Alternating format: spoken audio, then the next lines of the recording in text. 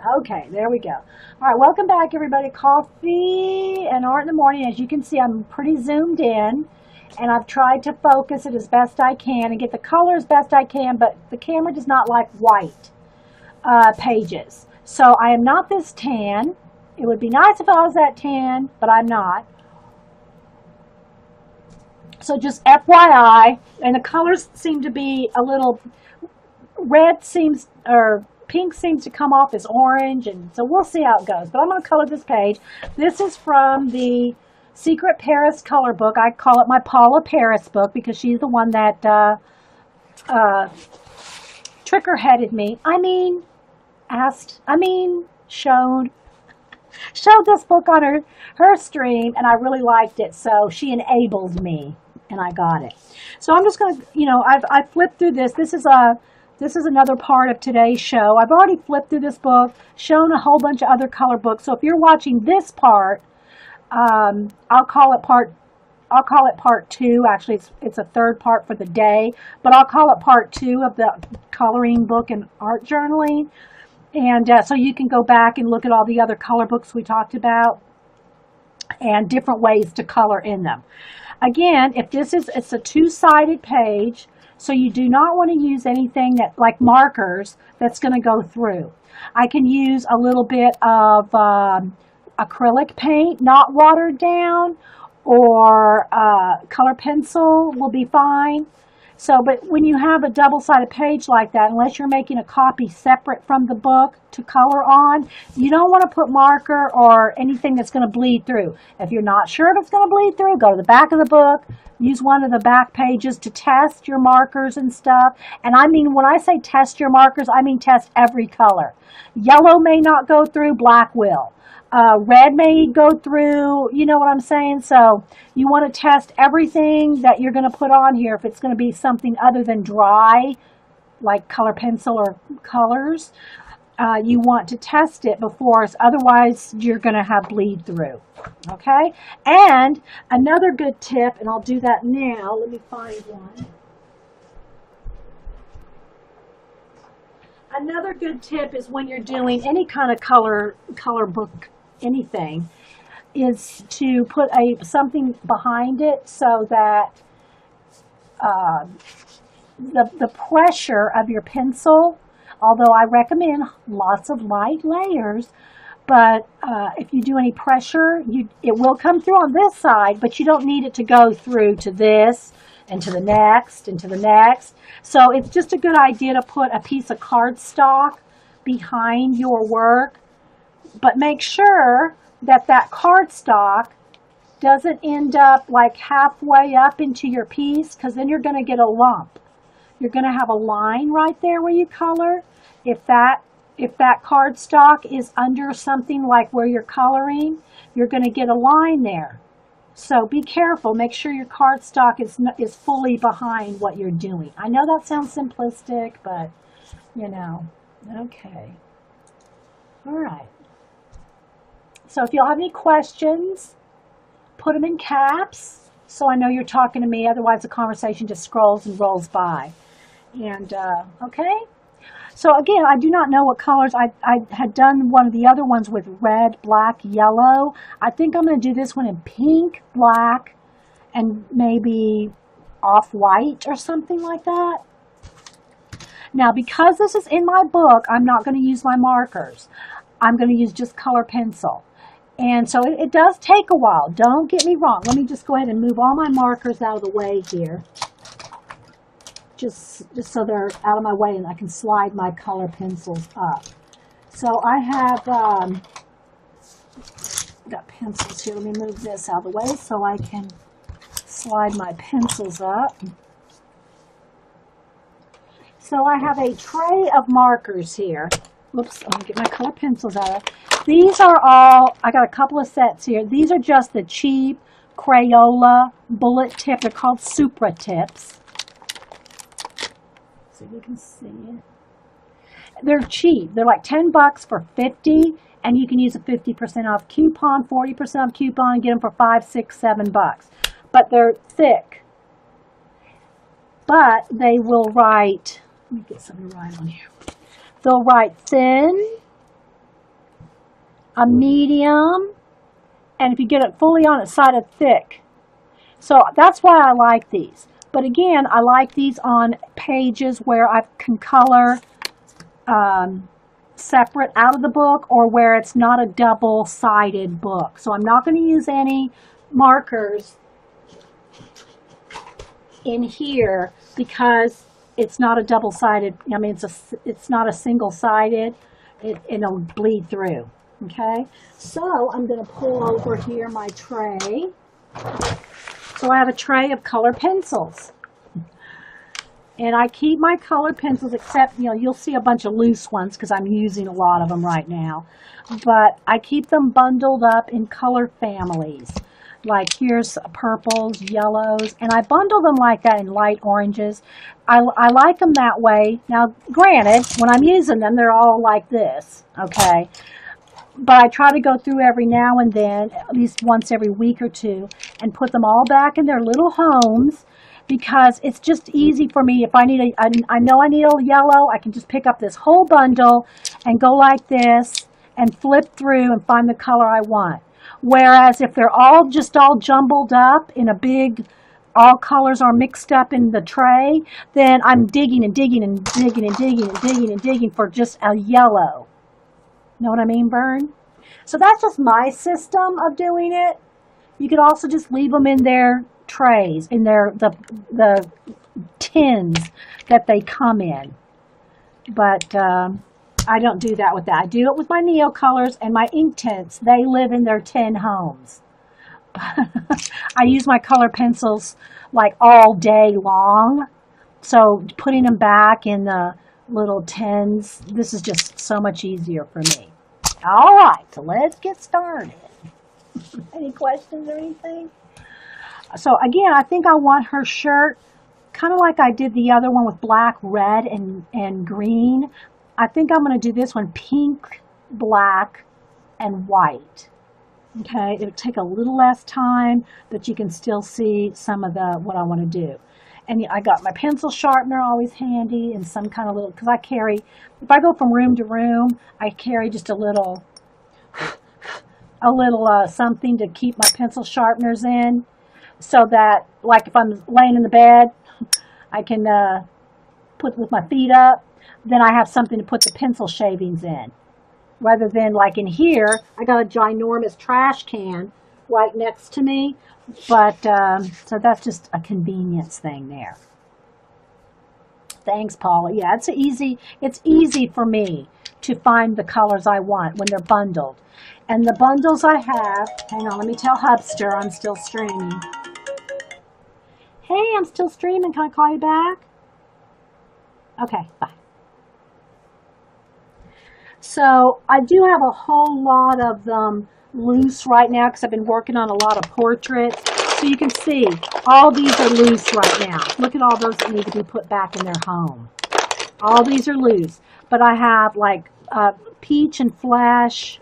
I have dark blue, light blues, grays and brown grays, light purple, dark purple, yellows, tans. I got pinks, dark pinks, and then I have other brands that I keep here to test out. Oh, here's grays, light greens, pinks, and then of course all the loose ones. And I even got a set of these black grays. I haven't really played with as much as I probably should. These are all my Derwents. Again, I don't have near as many Derwents, but I have them bundled up by yellows and oranges, reds, blues, greens, brown, or greens, blues, purples, like that. So that's how I keep my color pencils. Again, I got tons of loose ones here because these are the ones I've been using doing portraits. And so they're just not put back. Okay, so yeah, that's my system. All right, so and I keep it in a tray. It's a big like breakfast tray, one of these trays like this. That way I can carry it from room to room. So I'll just kind of keep it right there, handy, and we'll start. Okay, so again, I think I'm going to want, and my pencil sharpener, I'm going to want, move these markers and pens out of here. Let me just put all this back in here and dig. Into the black. The other thing that I recommend is someone say, well, why don't you just put a piece of washi tape around it? That's a great idea. Put a piece of washi tape around the black so you don't get it confused with the dark blue or the indigo. I don't know how many times I thought I was picking up a black and it was actually indigo. And once it's down there, you can't ever really truly erase your color pencil. I mean, I know you can get the electric sharp, you know, the little battery up, but you're digging into the paper, and I just don't. I just, you know, I try, if I get something like off out of line or something, I'll do my best to get it off with my Dixon Ticonderoga, the black eraser. That is the best eraser that I found. I love my white, you know, the white plastic ones, whatever brand. I have the triangle ones, the square, all the different white ones, but they don't erase color pencil well. But those are my go-to erasers for just regular erasing. But for color pencil, I like the black on the Dixon Ticonderoga pencils. Okay, that's just, you know. Okay, so I think a couple other things here. Just because this shirt, it looks like it's all one shirt, doesn't mean that it has to be.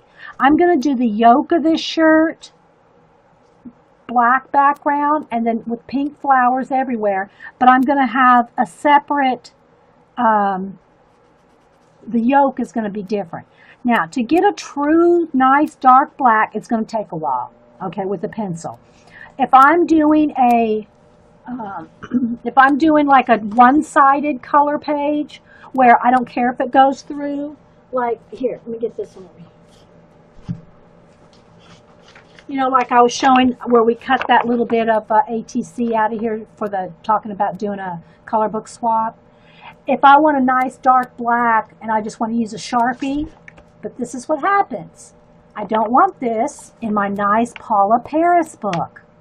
Okay, so to get and even that, I would still go over with a black pencil. Let me just put a light coat over the marker so you can see the difference. I don't know if it'll show up, but see how that looks a little gray and faded, and one light coat of color pencil over the black. See how nice and dark that looks? But I base coated it with the Sharpie because it's quicker to do a big background.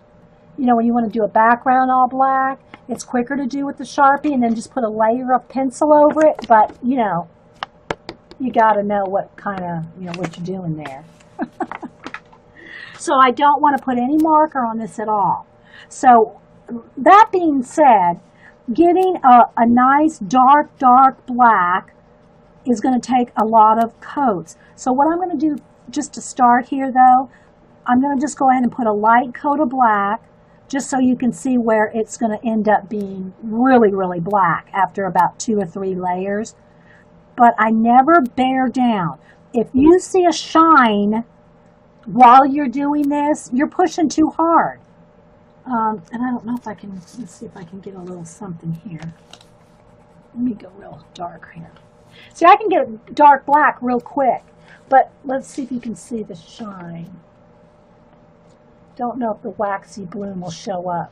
Y'all know what the wax bloom looks like anyway. It's not showing up on camera, but I can see it. There's a shine to it. Okay, not, you know, and sometimes it just happens, you know, sometimes you get in a hurry or, you know, but like I'm just so used to doing portraits where I don't want that to happen that I have a light touch. And even though it takes probably 3 times as long. The other thing too, by being gentle and going slow, see those little tiny stems? There's one. See the little stem right there? If I just went black all the way around that flower, I'd lose that stem. So look, I'm not going right up to the stem. And I know it's kind of pixelating out, but I'm not going up to the stem. I'm leaving it just a little bit of gap there Okay, so I can go in there with the color if I want and not lose some of those little details. For me, coloring like this, whether I end up cutting it out and putting it in my journal or just leaving it in a book like I am these, it's the process for me. It is relaxing for me. I don't want to say I do it for therapy because I'm coloring and drawing all day long, every day. So it's all, art for me is like I do it all the time. So it's like I'm constantly in therapy. I am 24/7 in therapy. Not if you do it gently. You shouldn't have a wax bloom if lots of light layers. And again, because when I do portraits, now black's going to be the worst, I'll tell you. Black is the worst for the wax bloom because you want it so black most of the time.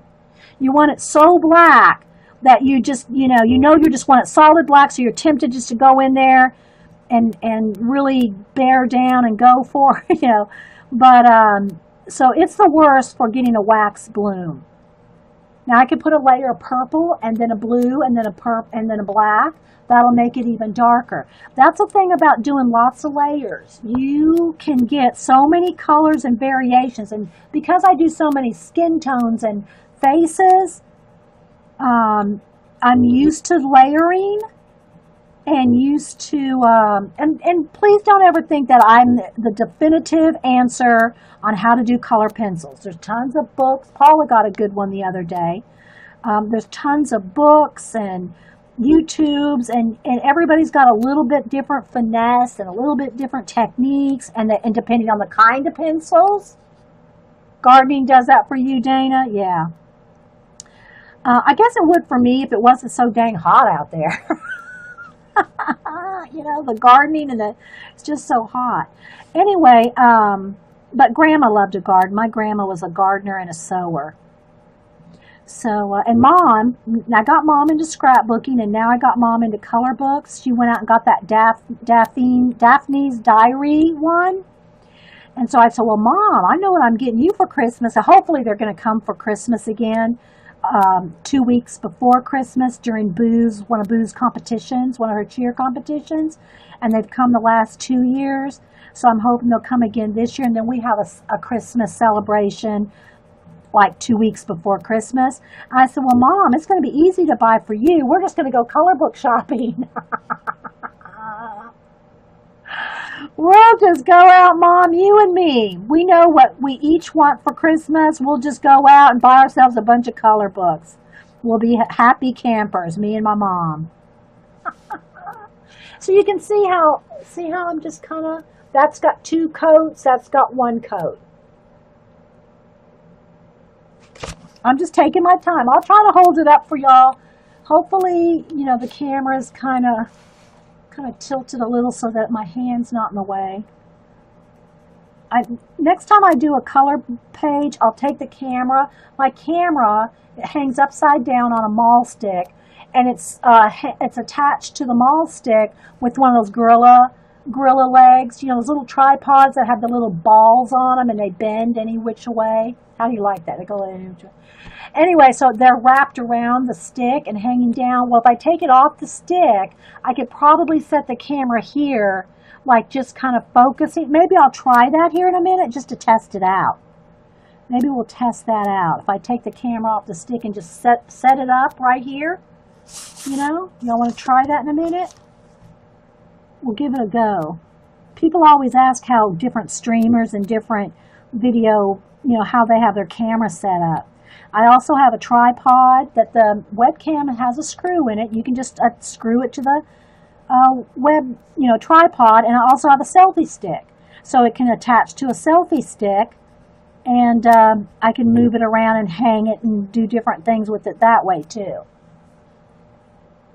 Yeah, I got her into, she found the Secret Garden one, that one that was real popular that I think really got a lot of people started into coloring books.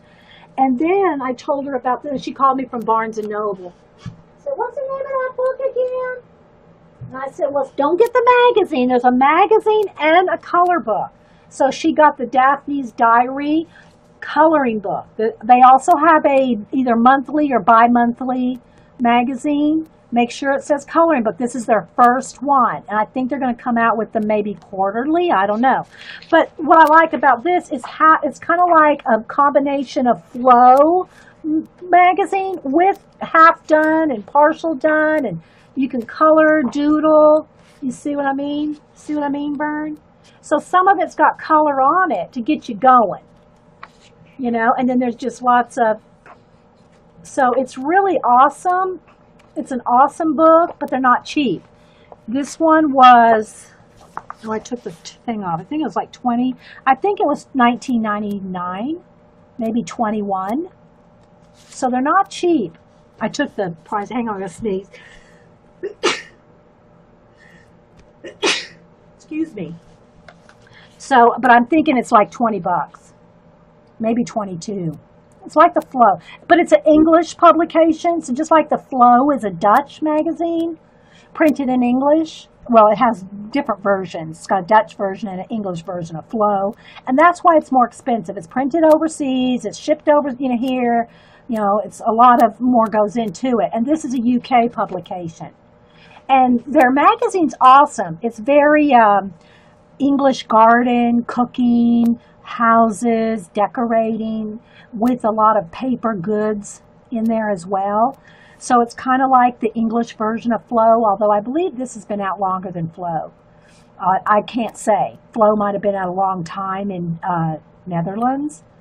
But anyway, to me, this is totally worth the, look at all those drawers there. Thanks, guys. So it's got a little of combination of things. But anyway, so Mom went out and got that. She called me from Barnes & Noble. What's the name of that book you told me to get, that coloring book? So, but anyway, let me do a little bit more work here, and then we'll test out because all I have to do is I'll cover up the lens so I don't get anybody dizzy, and just take it off the stick and set it up right here, kind of like you would do a iPhone thing. So again, I'm just doing a light coat, and direction matters too. If you want to get a full coverage with no pencil marks, go back and forth, between, hash marks, this way and this way. But I just start with a nice light layer. So here, I want to pick up the page. Here is like 2 layers, and I wanted to show you how, see how I went lighter and lighter and lighter? Oh, I missed the eyes part. Uh-oh, Jean's going to enable the enabler here. All right, so again, I'm just going to put another coat. And again, to get that real dark black, I could go over here with like a navy and a purple and the black, and it'll be a nice pretty black. But what I would recommend, and Paula, who's just getting into color pencil, you just can't, and probably in some of those books you have, it'll probably show you. You can never go wrong practicing, like using the different colors. Like making a color chart. Like, let's say you take a green. Take your green and go light to dark all the way across. And then another green. And then take a yellow and go down over the top of all those greens. And see the different colors you get with just overlapping. In other words, practice a lot of not just your shading from dark to light with the color pencil. Shade over other colors. The more you practice your color, like overlapping, you'll see how many awesome colors you can get with really quite a few with less colors.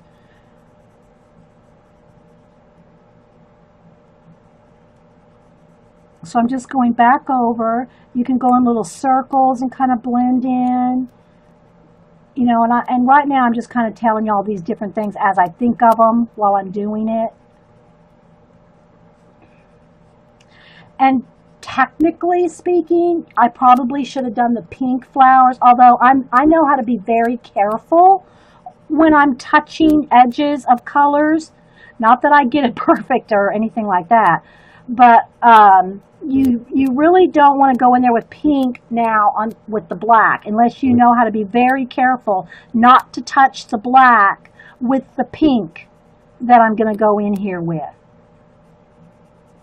You got to be very aware of picking up other colors and dragging the darker colors into the light, especially like I tell y'all that when you're doing, say, eyeliner around girls' eyes, and then you want to go in there and get in there in the whites of the eyes, and you've already put black eyeliner, that's asking for trouble. I mean, seriously, it's really asking for trouble to put the black eyeliner on the eyes and then go in and try to color the whites of the eyes or a blue pupil.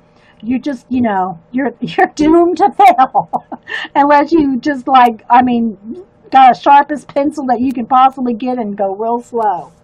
And there was another tip I was going to, always remember this too, is your white, when you go over something with white, now I don't want to do it on this, let me just do it on here. Okay, so I got some black here. Okay, let's say I want to blend something, I got some other colors. I'm going to go over this black with the white. Okay, look, see that? See how I just picked up the black, blending with the white? Now, if I take that and I go onto a face, look, see I just did? I made a mark. That's the leftover black. So if you go in there on a face, you've done something with black, then you go over here on the face, you're going to get that, you'll never, I don't want to say never, but it's going to be tough with a coat of white over that black that you just put on that face. Yeah, right there.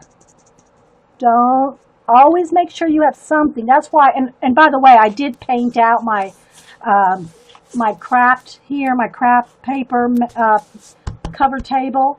I try to do that like to save a roll of paper every couple of months. This is just all painted black. Y'all saw it the other day though. I had all these white marks like that all over my paper. It's because I'm cleaning off my pencil. So you see all those white marks all over my paper. It's because I'm cleaning off the black or whatever color off of my pencil. Yeah, it's a very important tip. Okay, I mean, I can't stress that one enough. Because you start going in on a face that's half peach, and you go in there with the, it just doesn't ever really come off. I mean, I guess you could grind it out with an electric pencil eraser, electric eraser. Here's the thing about the erasers and the pens, like electric ones. Your paper is so important with the color pencil, not just necessarily the kind you're using, but every time you go in with the color pencil, you're like pushing down the fibers of you're pushing down the fibers of your paper, no matter what kind of paper it is, from watercolor to copy paper.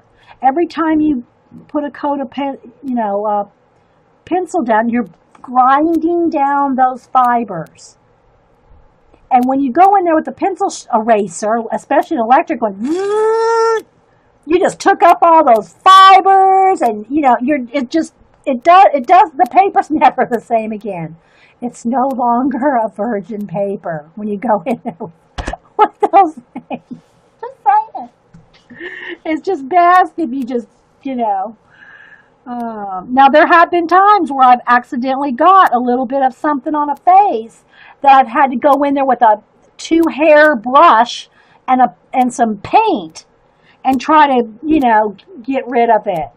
It's just best. Just trust me. Keep your white pencil as clean as you can. All right, so I'm going to stop on the layering of the black right now. I'm going to put some more layers. I want it very, very black. I might leave a little bit of lighter areas so I could put maybe a little bit of a highlight right in those flowers there. But you can kind of see. Okay. So let's get, I want a couple of shades of pink. I want a regular, just pink, and I want a magenta and probably a cream color. So let's see what was my favorite magenta is, and terracotta is a good one for pinks. I mean, you wouldn't think that a terracotta, but it's a good, terracotta is good for flesh colors and shade, and and like instead of a dark pink, a terracotta. You get too many pinks layered up on the face and it starts looking like, how old ladies used to wear back in the day, don't email me, pancake makeup. That old pancake makeup you saw when you were growing up? I don't even know if they make it anymore, but you know what I mean. Probably on stage makeup. It looked like stage makeup, and the pinks start looking like, so, okay.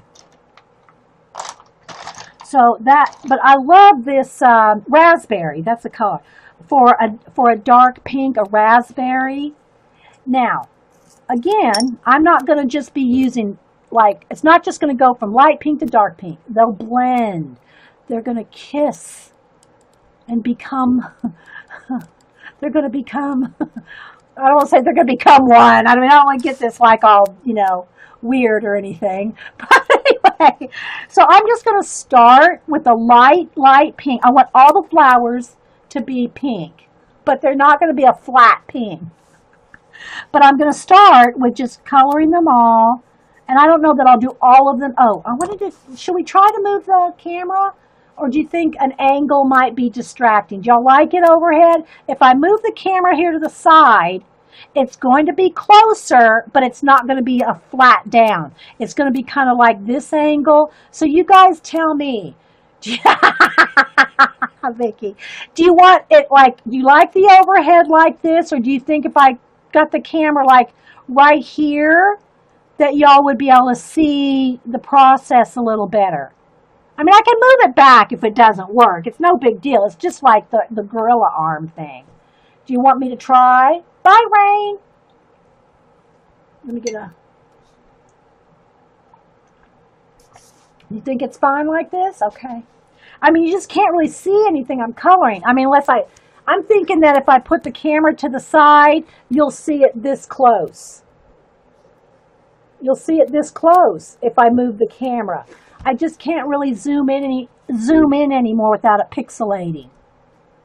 All right, if y'all think it's fine, we'll go for it then. Maybe at the very end of the show, we'll try it. Okay. Oh, thanks, Janet. At the end of the show, we'll try it just to see what it looks like. So for now, we'll just leave it like this, but I'll go back. And every now and then, I'll try to pick it up for you. Okay, so again, see how I'm in here with the pink right up to the black? You don't want to touch that black because you're going to get it on the pink. Not only on the pencil, but you're going to be dragging the black into those flowers. I know, again, guys, I don't want to sound like, listen, people, we know how to color. I don't want to sound like nobody knows how to color, for goodness sake. All I'm doing is explaining it that's going on in my head. I'm not trying to act like none of y'all have ever picked up a color book before in your lives. So please don't think I'm doing that. I do over-explain, but I don't, it would be how if I was watching a show, what I would want to hear. I'd want to hear every little detail, every little step by step. That's just me. And that's how I do my show. Yeah. Yeah, so it's kind of like being in my head, exactly, which is kind of scary sometimes. Okay, so all right, here's a good example. All right, so I wasn't paying attention, I was looking at chat. I don't know if you can see it, but see that tiny bit of black that I just dragged in right there? See? I mean, it's not horrible if that happens. If it happens on a face, where you're trying to blend out a face and you get something like that. It's okay here, but you don't look away. Don't look away when you're coloring, because you'll You'll do that. But in this case, I'm going to put layers of, other colors with it. Thanks, Vicky. Well, I mean, it doesn't to you, Vicky. I don't sound condescending to you because you know me. But if you're a new person watching this show, or if you're watching the recording, it might sound like I'm talking down to you, like everybody knows how to color. And I don't mean it to be that way. I really don't. I'm just explaining it as I'm doing it, what I'm thinking about. I'm thinking to myself, oh, don't touch that, So, it's just my way of explaining things. All right, so, okay, I missed a little bit next of the leaf right there. So again, that's just the first coat. That's just the first layer. Now, I'll work in one little section and complete it so you can see what it looks like. But all these flowers, and I keep cleaning off, because I touched next to the black there. I don't want any on there. Now, once I get down in here, and technically speaking, like I said, you probably want to do all the flowers first. The reason I did that is just so you could see how I didn't just necessarily go with the way the shirt was made. I made it separate, So I wanted to show you guys, just because these sleeves are that, I can make these sleeves black. And this white, and the collar white. You don't have to, just because it looks like it should all be white, doesn't mean it has to be. Well, thanks, Carrie. But y'all know me for 5 years, so it's like, y'all know I don't mean it that way, because y'all know me for 5 years. So. And speaking of knowing you for 5 years, I'm going to call somebody out. Y'all ready? Wait for it. Okay, so I've been streaming for 5 years as Paula. Paula's been streaming longer than me. She's probably been streaming about 5 years and some months. I think I'm right at the 5-year mark. And some of the other y'all stream 4 and close to 5 as well. And the first streamer, though, I ever watched was the Artistic Biker Blade. And through him is how I found Paula. So I don't know how many years he's streamed, because he started streaming before me and before Paula. I think he's been streaming, I don't even want to guess. Here's the thing. I've only been uploading to YouTube about a year, okay? But a full year, okay? I've been streaming, and Blade's known me. Blade's known me for 5 years. Artistic Biker. I have followed him on YouTube for I don't know how long, and I've been uploading my videos to YouTube for a year, thanks to Gene. I'm calling him out. He just followed me on YouTube yesterday. Yes, Blade! Yes, Blade, I am calling you out. Thank you for following me, Blade. Thank you for following me. Blade just started following me yesterday. Okay, so Blade's been streaming 7 years, and he's been uploading to YouTube forever. He knows I'm teasing him. I don't get to his shows on Thursday nights very often anymore. My nights, it's really tough for me to get to any, I try to watch all the recordings as much as I can. He just got finished putting himself together another, the New Year journal. He makes a journal every year, a new paper bag journal every year. I know, Paula, right? So anyway, yeah, he makes a new journal every year, and he just got, I think it's not this week, the week before, I think, because I haven't watched his last Thursday show. I'm like a few days behind. So it was the week before, I think, that he made his new yearly journal out of paper bags. So if y'all don't follow Artistic Biker Blade, he's a hoot. Yeah, he was in his car the other day, driving home to try to make the stream, driving home from Houston to Oklahoma. And so he was late, so he just streamed from the car. Okay, I'm heading home. Started singing and, whatnot. I did catch that. And I don't know if he recorded that or not. I'm not sure he got to record that.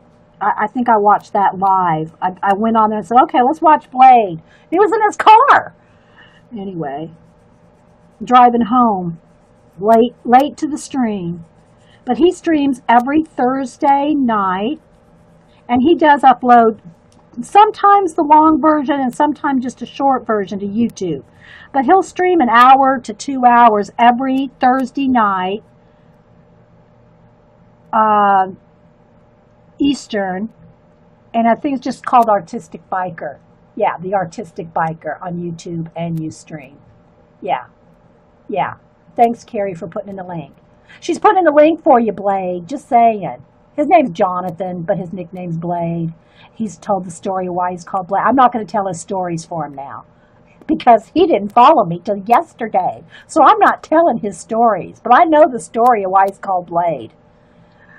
Okay. So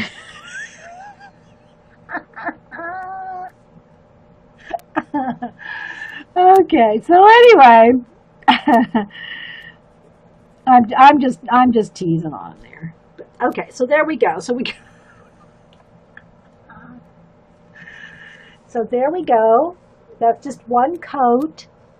But see how the shadow of the color book already makes it look like they have centers. Okay, and I just went right over those centers. But I went lightly. So, you know, if you want to, and some people go, well, how do you get rid of all those lines? And you don't always want to get rid of the lines.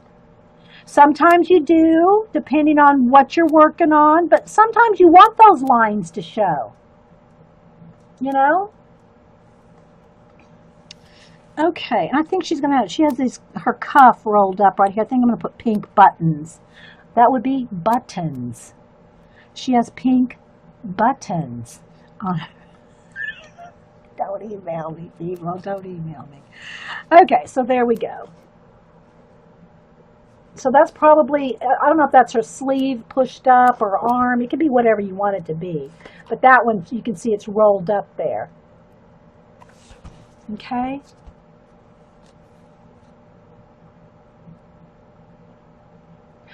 I know, right? Mountain Dreamer Teresa said, I've just found so many interesting Ustreams and YouTubes from hanging out with you guys. I know. We're such a good influence, aren't we, Teresa? Hey, McLinda said the same. Oh, and by the way, and I try my best, and maybe, you know, the over-explaining may not be over-explaining in this case.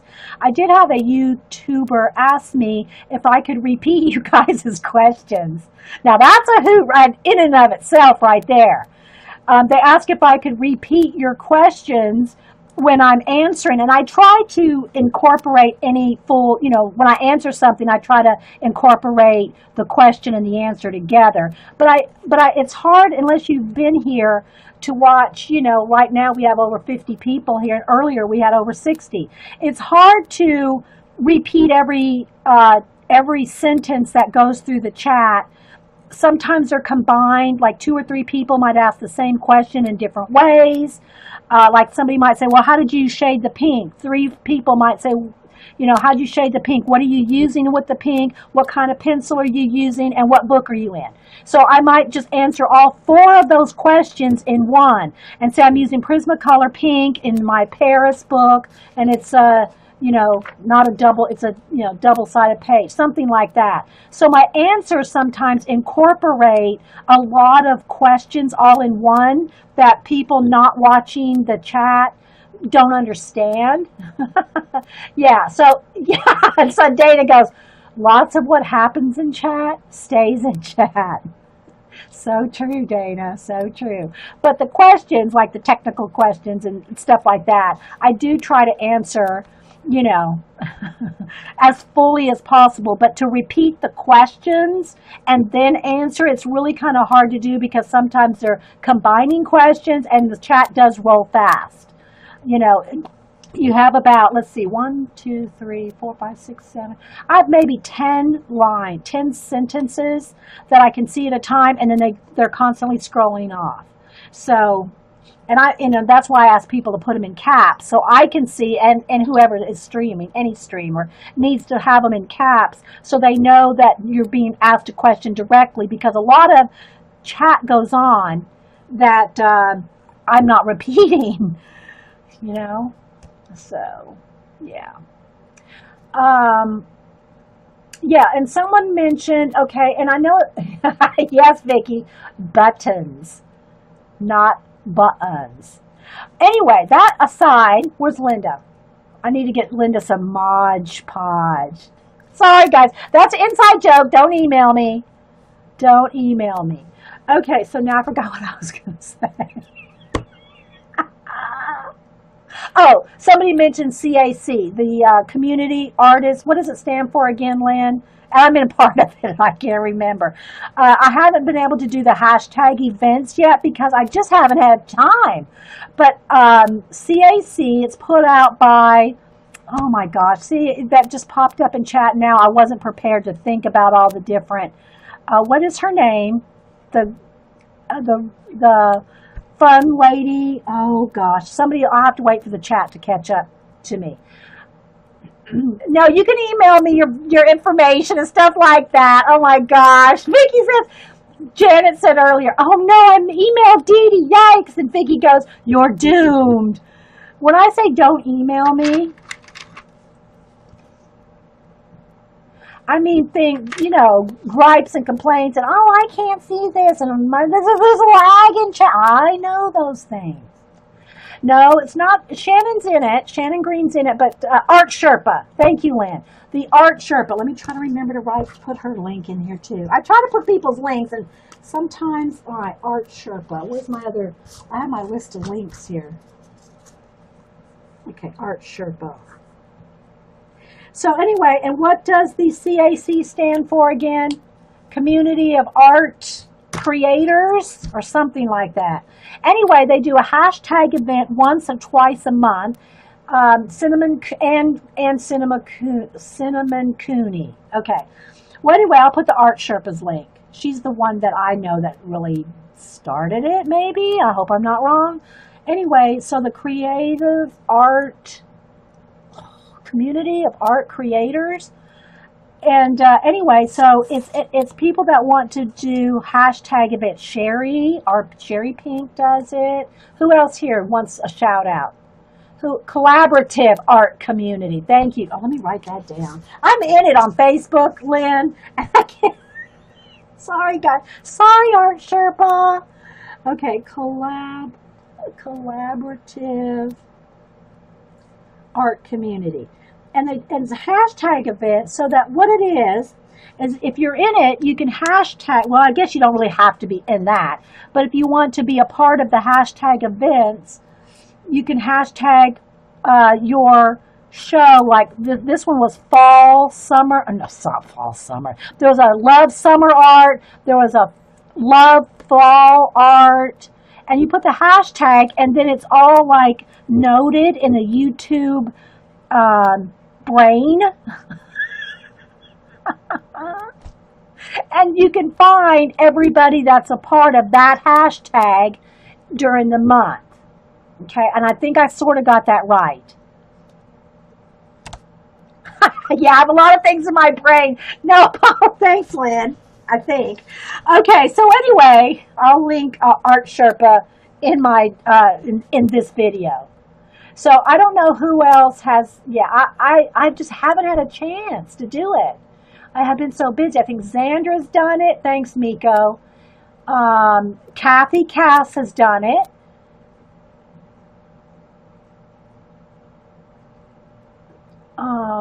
Yeah, Patty Tolley Parrish has done it.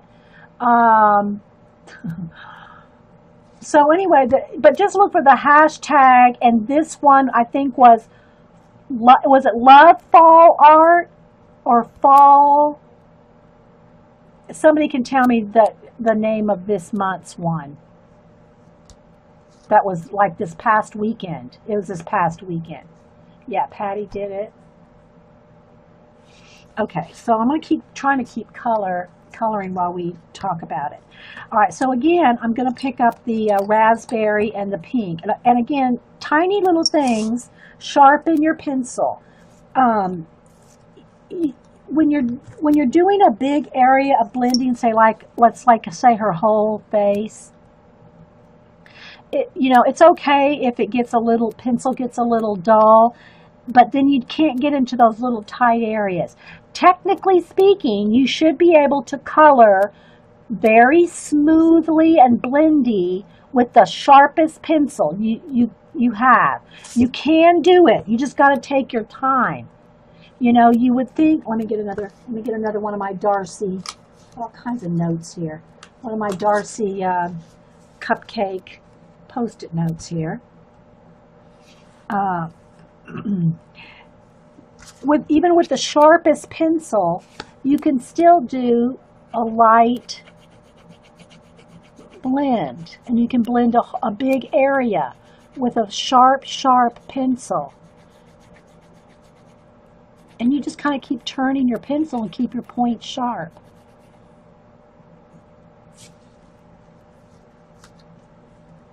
Well, I do have I have quite a few videos up, Carol, where I've done different stages of, I would suggest if you want to do a project from start to finish, did it for those that did not say, I can't draw. I showed you how to do a grid drawing, and I used the one, I only did it once for the Darcy face, Darcy UK, and it's got 4 or 5 parts to it, where I go from, all the way through, drawing it out using a grid method, all the way to the shading of everything. So yeah, watch some of those videos. Amelia is another one. The Amelia drawing is another one, Janet, where we drew little Amelia, Mandy's daughter. Yeah, Amelia and Darcy, those two are probably the best for showing blending and shading faces. And I've done a lot of different, I've done Asian skin, I've done quite a few African American skins. I draw a lot of people off of, let me see. Let me get the book that has the most in it. And now we're going to be really zoomed in here, but let me see. I want to try to find a couple different skin tones.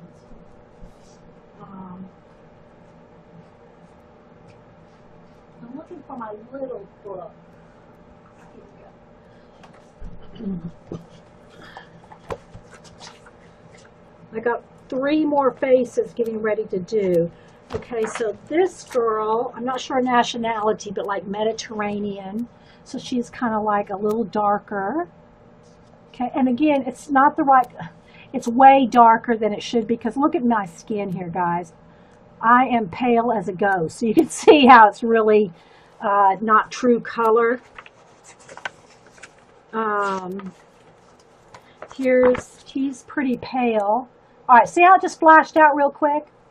So now you can kind of see lighter skin. I just did this girl a couple weeks ago. But I'll do all kinds. Let me see. My little, oh, this is the new book. It doesn't have anything in it. I got my Darcy and different ones here too. Let's see. Let me flip through real quick and find a couple. This one's probably the easiest one to show you some in. This book's almost full. Okay, so here.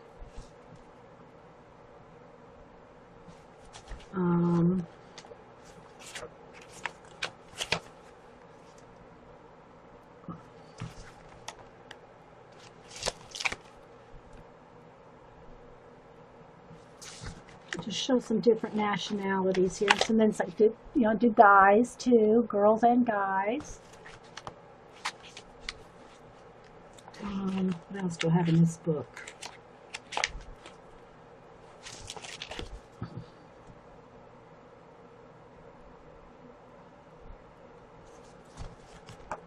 And this is just my small book. This is 5, I'll tell you the exact size in a minute. This book is a 5.5 by 8.5.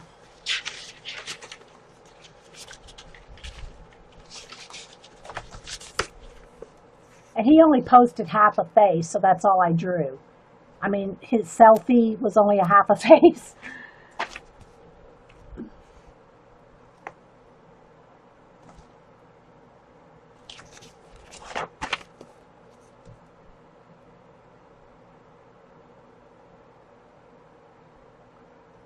Yes, you can get Sketchy on your iPad and iPhone. Oh wait, can you get it on the iPad? No, I don't know if you can get it on the iPad.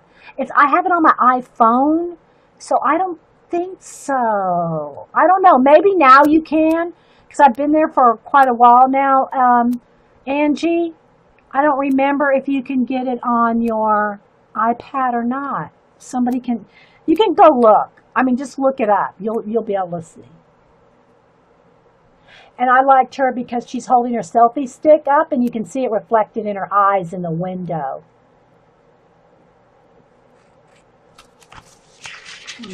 Oh, and here's Packer Die. There's our Packer Die. I did her on Ustream.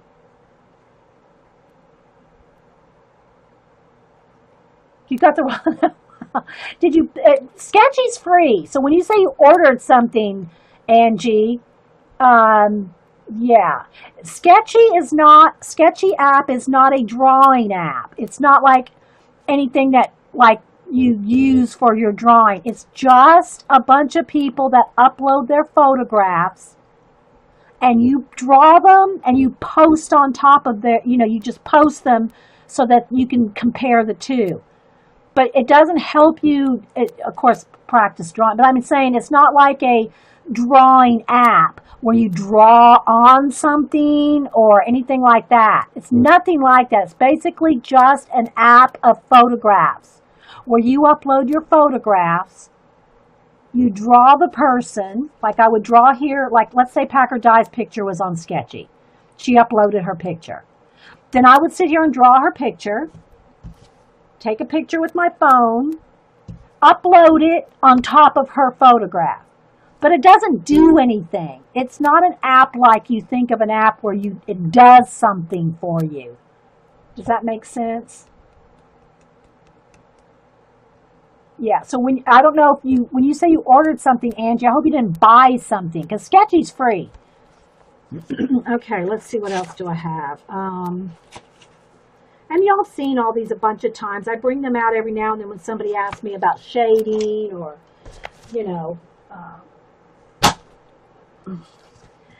here's one I did. This is in the bigger book. Now this one is in the 9x12, so you can see how big this one is. So, see if you can look at her eyes there. So you can see.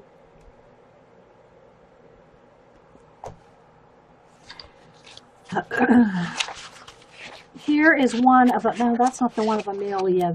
That's my practice Amelia. Let's see here. Hang on, guys. I'm gonna flip. I also did all the Gold Rush guys. So if y'all follow the show Gold Rush, I did 25 of the Gold Rush guys. I'm not going to go through all those right now. I'm just trying to find some variety to show you. Here's my Mr. Spock. I did him as, young and old Mr. Spock. I did this after he passed away.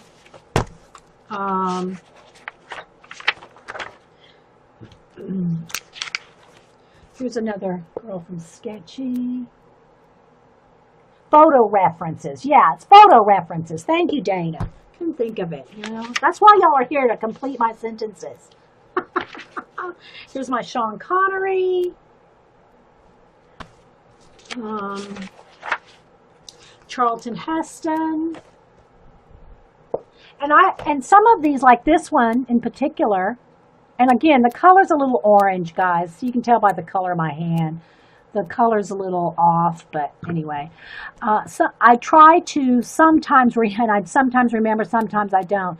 And I posted on Facebook the step outs. I try to remember to take pictures, and this is one that I did do that on. I'll take a picture like at the drawing stage, the first stage. I take different stages, like, so this might have 4 to 5 different step outs. Okay, so I try to remember to do that on some. I did that on this one of James. This is a Gold Rush guy that he passed away like a season or 2 ago. I did a step out on how to draw him, on how I drew him. Okay, Let's see, who else? Robert Mitchum. What else do I have in here?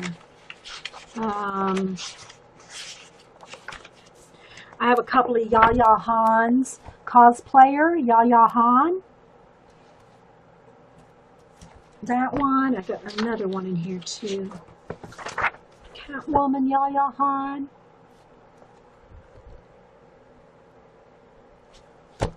What else? Nichelle Nichols, Uhura from Star Trek. Yeah, this is, I think this is, I got a whole stack of whole different ones here too. This one is, this is the one I did for class for Amelia. The first one I did of Amelia I sent to Mandy. Mandy commissioned me to do her 2 kids. And so this was the second version of Amelia. There's a Parker from Gold Rush guys. Let's see what else. Oh, here. This is what I was looking for. There's Darcy, UK. So this is our other, this is the one that I did a grid on. I showed you how to draw it from a grid because Darcy let us use her photograph for a class. No, I didn't get to go to Dragon Con. Vicki didn't come up and go with me. Yeah, I know, Vicki. I told Vicki she has to come up for next year's Dragon Con, Dana. So this is the one I was looking for. This is Darcy UK. She let us use her photograph. I posted it on my blog so y'all could print her out. And then I showed you how to do a grid. Draw her, started from a grid, and then a whole bunch of y'all drew her amazingly well. And it was a step-by-step color pencil tutorial. So there's just some of the different ones. I got tons of them. Of course, any that are commissions, I only have photographs of because I send the originals to the people that buy them. But anyway, so that being said, that's the commission work I do, is portraits. And I didn't even show you any of the pets. I'd have to show you those on photographs because the photographs, they're all sent out. I don't draw many pets just to be drawn the pets like I do sketchy, sketchy photo references. So I have a few, but most, you can see them on my Instagram and Twitter. In my Twitter feed and my Instagram, Inkywell, INKIWEL. So you can see, and Facebook is where I have the step outs. And you don't have to follow me on Facebook I made my art albums, my art album, my desk album, and my art desk albums are all public. So anybody can see those 3 albums. Okay. All right, so let's get back. Oh, look. Pencil lead just dropped out somewhere. Prismacolor. Prismacolor. We love you. But, well, I won't get into that right now. What did Vicki say? Yeah, she could take the train up here. Yeah, Vicki could take the train. Amtrak comes up here, Vicki. So, yes, we would stream. We would do, depending on how much time we spent at Dragon Con. All right, so let me go back now. And again, now I'm going to start doing some shading in the flowers. That's true. You could. Oh my gosh, Vicki, we would have to. I wish I didn't save it. And I'm not going to do this to you, Vicki. I'm not going to do this to you. So don't back out just because I'm telling you this. But there was some guy on Facebook that decorates wheelchairs, kids' wheelchairs into they make I can't even think of one right now. But for instance, like the kid's in a wheelchair and they would do him like he was in a submarine or something. And then his wheelchair, you couldn't see the wheelchair underneath. But it's all decorated out. So it's he does that for kids at Halloween. This lead is going to want to fall out. So anyway, well, I'm just teasing Vicky, but I was saying we could decorate a wheelchair out for Vicky in something like, make her a Borg. Make her a Borg, put her in, make her the Queen Borg, something like that. Yeah. We could make Vicky the Queen Borg with just a head. All we'd have to do is just have her head showing. And wires coming down. Wires coming out of her neck. And we could make Vicky the Queen Borg. What do y'all think? We'll have to get Yaya Han to just get right on that one. Or a zombie. Yes, of course the zombies for Vicky. Okay. All right, so now what I'm going to do is I'm going to start in the middle of the flowers and I'm just going to put a tiny bit of the raspberry right in the middle of the flower. And so what I'm going to do with that little bit is then I'll take the pink. Let me go ahead and just do one little section here. And then right under the flower, like where they overlap, if I want a shadow right there, I'm just going to go right under the shadow right there with the pink, see? Now it looks a little stark right now. It looks kind of like a line right there. But what I'm going to do is now I'm going to take the pink and go in there and blend it out. I mean, it's so tiny you wouldn't think it would matter, but it does. It matters to me. It's all gotta be, but see that one, and then where I put the inside here, there's some raspberry color right in there. I'm just going to pull that out from the center of those little buds. And now I'm going to take and sharpen my white. Yeah, make her a Borg. Yeah, the queen. Just the head with the, her head's just, she's got a separate body. Yeah.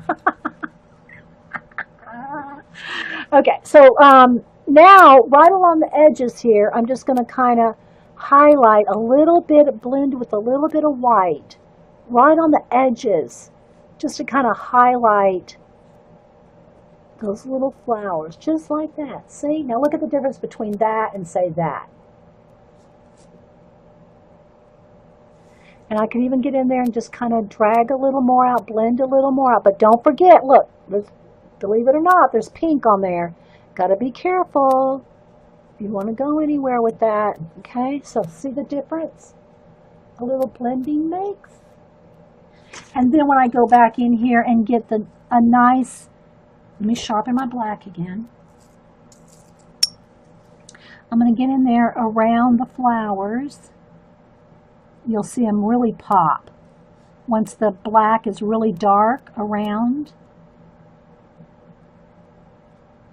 I'm still not bearing down though. I'm still doing light coats just over and over and over in itself. I'm not smashing down. I don't want a lot of, wax bloom. And if I want, I could even just kind of shade it out and leave some of it a little bit darker gray. I'll show you what that looks like here.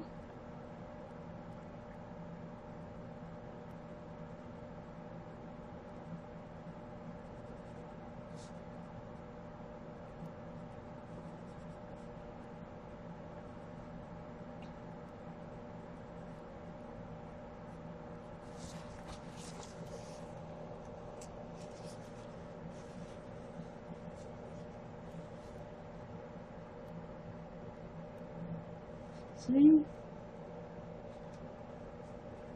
And just keep layering it up.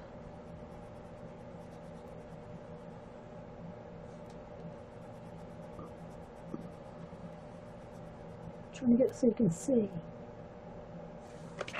Now, go around each little petal, and the pencil's very sharp.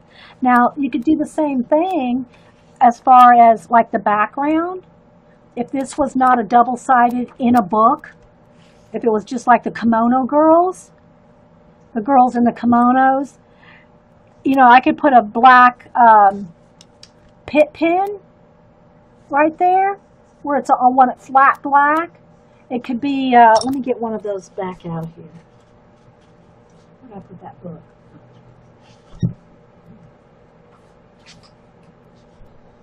because it wouldn't matter if it went on the back because it's just one-sided in that color book. But I don't want any markers in my Paula Paris book.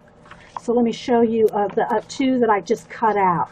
So here's one that I colored, okay, and cut her out and glued her into this book, okay. So you can see that you can put a coat of Sharpie, but I always go over, Sharpie's never true black to me. Sharpie kind of looks kind of gray. So if you did a lot of Sharpie, I would go back over it with a coat of pencil. But I could go in here. Some of this right along those dark areas is a red marker, okay? And then I blended it in with color pencil. But you can't do that if you don't want it to go through the other side. Yes, that's what I'm saying. This, in this case, is cut out, Vicki. She's cut out from the book. It didn't matter if it went through because I cut her out and glued her in this other book.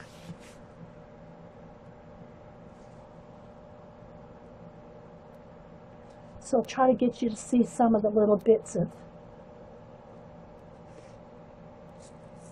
shading and whatnot. See, look right there, you can see a little bit of wax. Look, see, too much pressure right there. I went over it with white right there, and that's what happens if you go too hard. Okay. So you can kind of see the shading in the pink. The other one I did in here, this one. In this case, again, it's a red marker, just a flat red, the bullet tip Crayola. That's what's the base here. Then I went over it with, see the shading?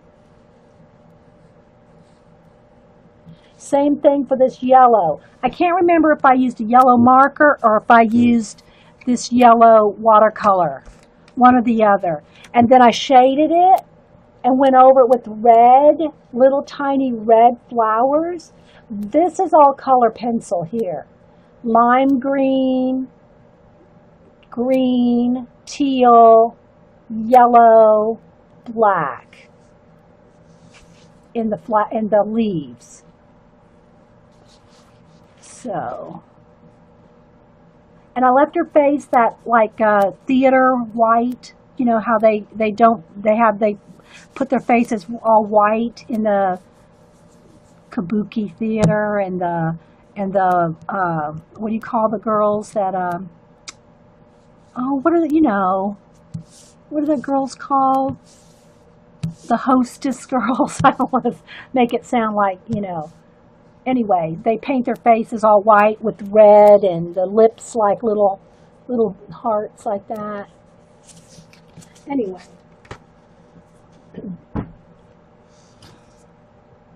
So that is what you do. Yeah, so this is basically the same thing. I'm, just got to do lots of layers and not get in too big of a hurry, which sometimes I do too. Geishas. Is it geisha? Geisha, I think is how it's pronounced. Geishas? Yeah, geisha, I think so.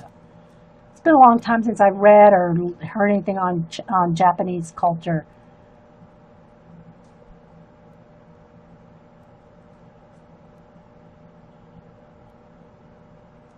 Okay, so let's go back, and again, let me sharpen up the raspberry color. Oh, it broke again. See, I mean, come on, Prismacolor. Please get your quality control under control. You're censored, Vicki. I don't know if you're not, if links may not be open. You might need to open links. Geisha, yeah. Thank you, Miko. Okay, like I said, I haven't studied up on Japanese culture for a long time. I think I did a lot of research into it when Shogun, the book, and this TV series came out. I think everybody was like researching, all the warriors and the history and the culture when that book and show, and then later the TV show came out. All right, so I'm just going into every flower here and putting a little bit of the raspberry in there. So you can kind of see the difference between these and those. Oh, I don't know, Vicky. Yeah, who knows? I know. Well, anyway. So you can see the difference between that and that. See, these don't have the raspberry color in the centers. Okay. Okay, let me take a sip of coffee. Well, some people say you can take a paper towel and kind of, I just don't like rubbing into anything, because then you're blending. If you have wax bloom and you start rubbing on it to try to, get rid of it, you're going to blend. You're going to be blending colors together. Like if I took something right now and rubbed on those two, it's going to blend them. And if I don't mess with it. If I get a little wax bloom, I'll leave it. I try not to get it on commissions. I try not to, I try to keep it down. Not that it never happens. It's not a horrible thing. I mean, it's just, you can see the shine, And if you don't want to see that, then you just got to take your time. You should be taking your time anyway. It's therapy. It's not a rush thing.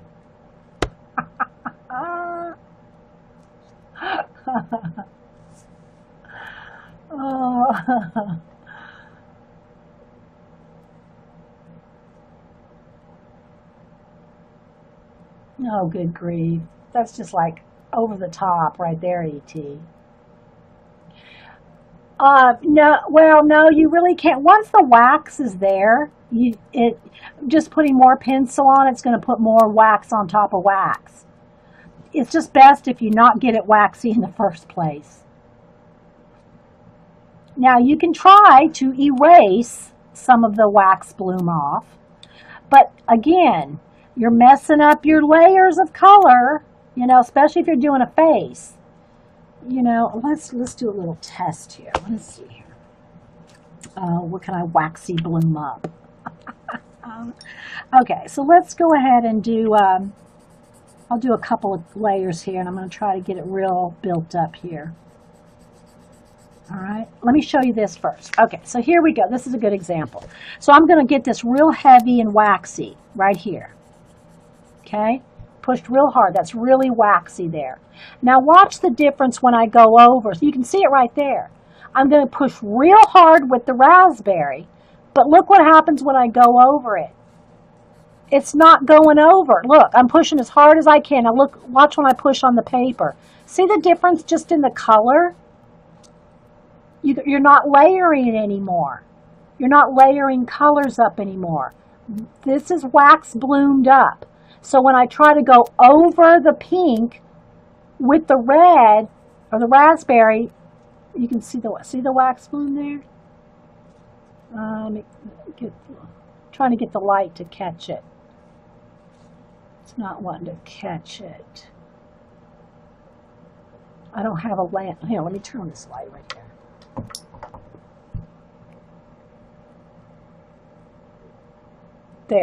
There you go. See it? See the shine? And here's one of the other problems. It's never shining consistently. So you got these little bits and blobs of shine. It's not like all shiny. It's like shiny here, shiny there. See it? It's just shiny in spots. Okay? But you see how it changes the color?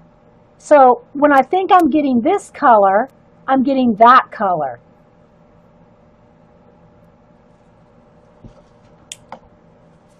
I don't know if that helps. And there was something else I was going to show on this. So what I was going to say is you can take your pencil and erase.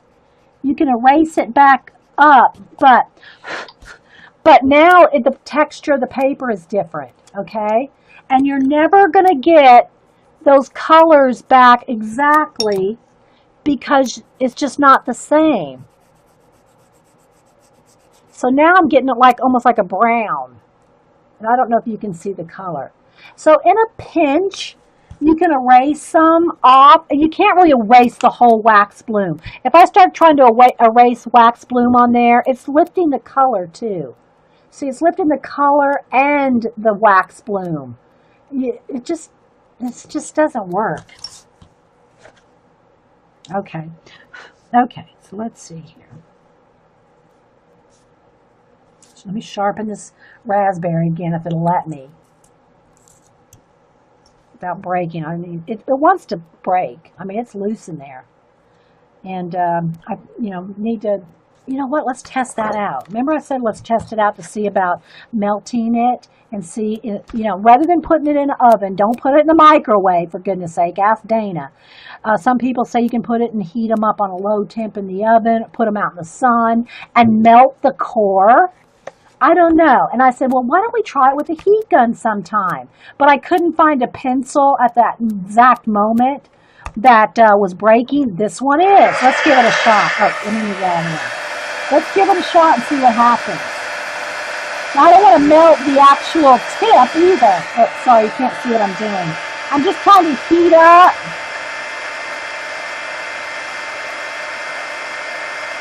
Now, let's see if that's... Nope. It just dropped right out. And I got that pretty hot. Anyway, maybe you have to do it at a low temp for a longer time. A low temp for a while. I don't know. Don't quote me. Don't email me. Yeah, I know, right? I mean, that's the problem. You spend $2 a pencil. Now, I've had this one a while. Let's check the core here. Yep, the core is off center. I've told that tip before, but I've had this one a while. So, but anytime I always check. Always check when you buy them individually to make sure the core is centered. Now, I don't know if you can tell how off that is. Can you see how off that is from being centered? So when you sharpen, you're not sharpening a straight pencil. You're sharpening it wonky, and it's breaking it. So can you see how off that is? I don't know. I don't know why you'd want a wax bloom on purpose. I don't know. Maybe there's... I don't have any reason to make it waxy bloom. Because it's like I said, it doesn't just put it doesn't look like a varnish. Let's put it that way. The wax bloom doesn't just look like a sheet of varnish, nice and smooth and shiny. It's all, let me try to get some here. It's inconsistent. See how it's bumpy and shiny here and not, I'm trying, guys. I'm trying to capture it in the light. I have my light setting so nice across the room that it's not picking it up. But anyway, it's like shiny here, shiny there, shine here, shine there. It's not like just a shine. It's like a little splotchy shines. It's splotchy shiny. Yes, exactly, Vicky. Okay, we've been here an hour and a half, and look, this is all I got done. Okay, so let me go ahead and start. Let's do a little bit, and I know I'm going to start doing some of the little edges, like where they overlap, kind of blend out a little, like where it would be a little bit of a shadow by the leaves, maybe. And I'm not really doing a garden picture. If this was a big picture of flowers like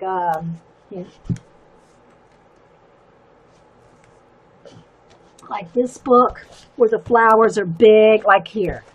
I'd pay more attention to making sure all the shadows are like in the right spot, or something like that. If you're doing a big, like big flowers like this, because it's going to be more obvious.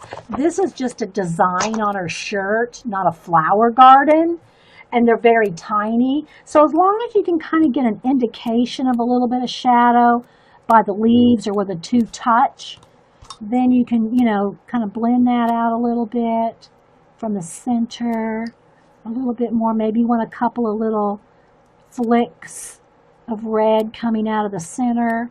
Blend those in a little. maybe a little bit of white, highlighted areas here and there.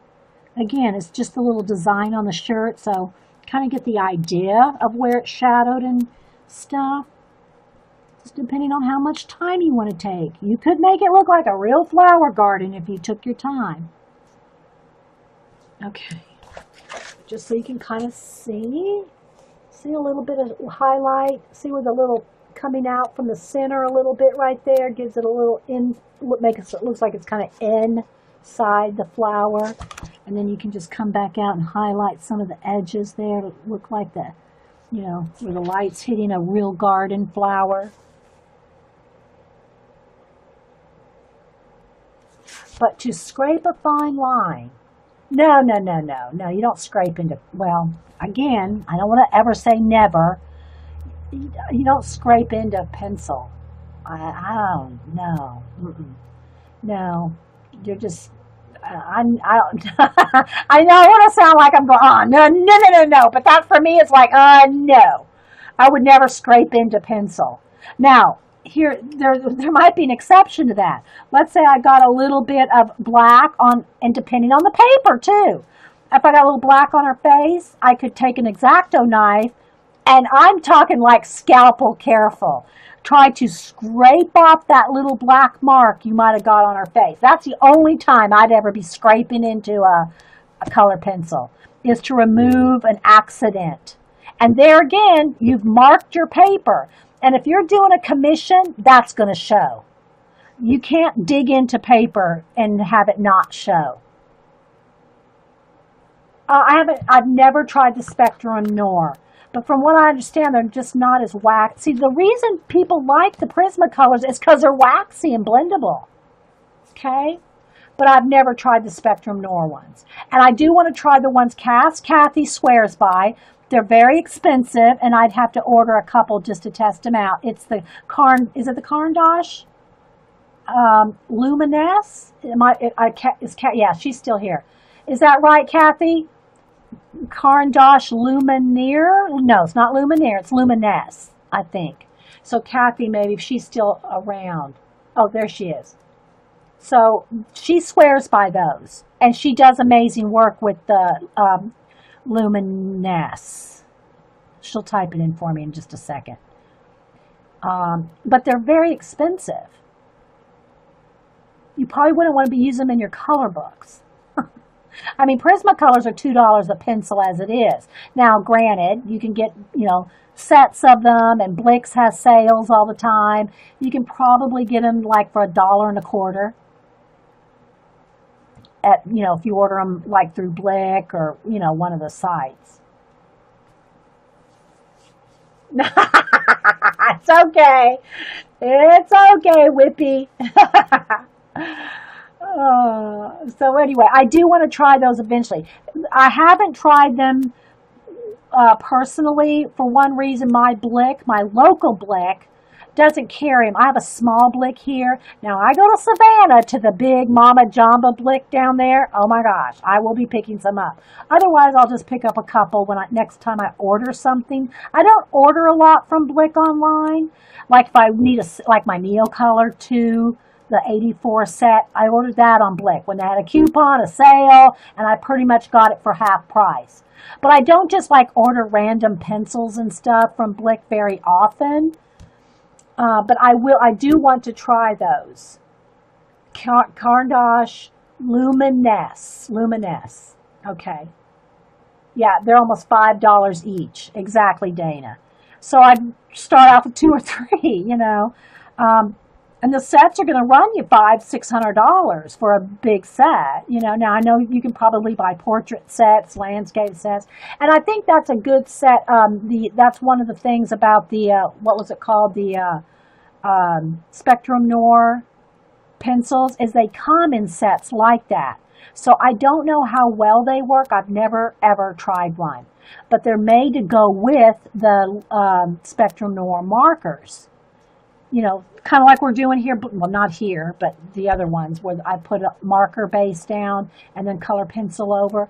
That's what they made to coordinate them with. So you can buy the Luminesse. You can buy the Spectrum Noir floral marker set and the floral pencil set, which will have your pinks and purples and a couple of greens or something like that. And they're made to, you know, blend over each other. But I just can't say how waxy they are. So, yeah, so Cass is telling y'all something, because look at, don't you have didn't you do a comparison? Or did you just talk about them, Kathy, on your show?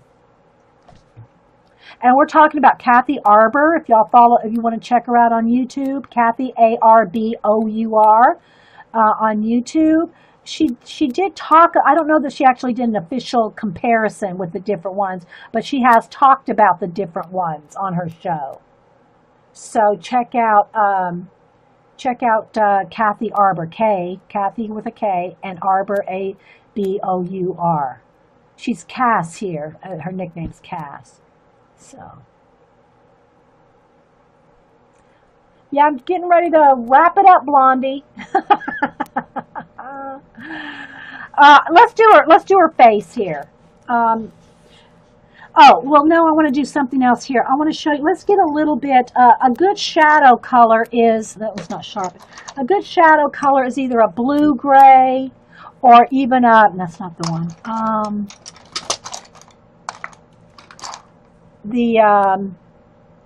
One of these, like, oh, I can't see the name on it. I think this is the same one. Like a sky blue or a blue slate, any of those kind of blue grays, or a gray with a touch of blue in it. Those are good shadow colors. Okay, so I'm going to go ahead and use the blue because I think it'll show up better. And before we go, I do want to try the other camera angle. All right, so what I'm going to do is I'm going to get in here. I'm not going to have time, of course, to do every one of these flower bundles. But I'm going to go in here and lightly put a little shadow behind her sleeve. Okay, so that y'all can see it. And again, blues and grays, and it depends on what it is. But because the shirt is white, I'm using this blue for a shadow color. Okay. So I'm just going to get in there with a little bit of that, and I'm hurrying. I don't want to get wax bloom, but I want to be careful. But I want y'all to be able to see a little bit of shadow. Again, let's put a little bit over on this side too.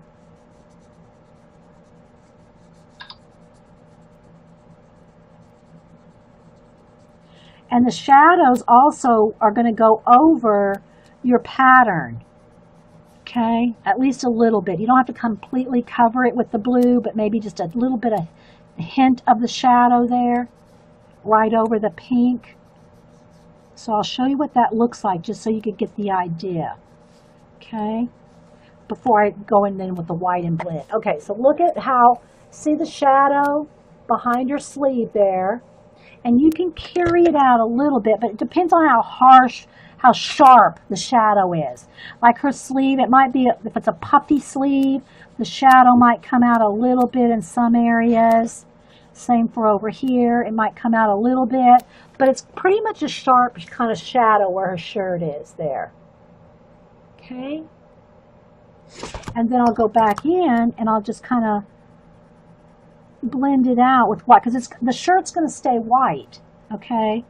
The shirt's going to stay white, but I want a shadow where her arm is here and the shadow from the sleeve here. And that shadow actually might even carry over a little bit on her back, depending on the angle. You know, can maybe put a little bit there. She might have a little bit of a shadow down here where the tucked in, where it's tucked in down there. Again, I'm doing as light as I can for a quick little demo. And then right under that, if that's her another part of the sleeve where her it's just kind of pushed up, there'd be a shadow like right under there. And then in these little creases over here where the sleeve is pushed up, I'll hold this all up for y'all in a minute. Be a little bit of wrinklage over there. So before I hit it with the white, you can kind of see where the shadow would be.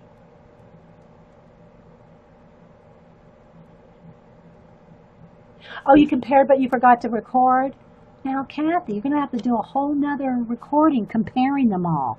We would all love that. Now, and I'm not saying that there's not any out there, guys. There's probably is. So don't make Kathy go out and make a video if she doesn't want to on comparison them. I just thought she had one already.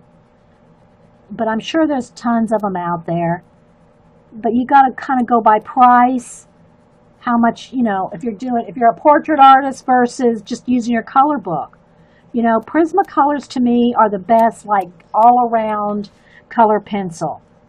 Okay? They're just, to me.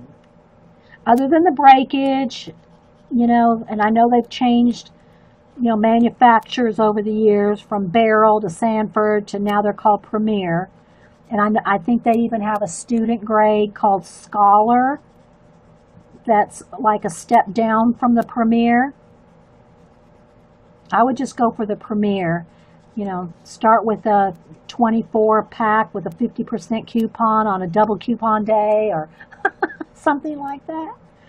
Okay, so there we go. So now you can see where I've kind of started to blend it in with the white right along the edge. Now I want it to show, I don't want this necessarily to blend in so much that it looks like a blue shirt. Then I can go back in here with the blue gray, let me hold it up, and even just kind of darken the shadow right along the edge just a little bit more. And then what I would do is from that, I'd go back over it again with the blue. See, it's just layer and layer, and that's why if you're not sure what it's going to do, if you're not sure what these three colors are going to do on your piece, do it on a sheet of paper. Come over here and, you know, do a little light blue, do a little darker, put a little white in there, put some blue back over it. You know, a lot of this is where you're going to learn the most.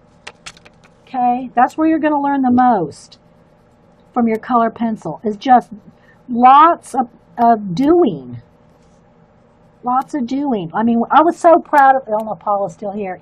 I was so proud of Paula when she did all that color charting.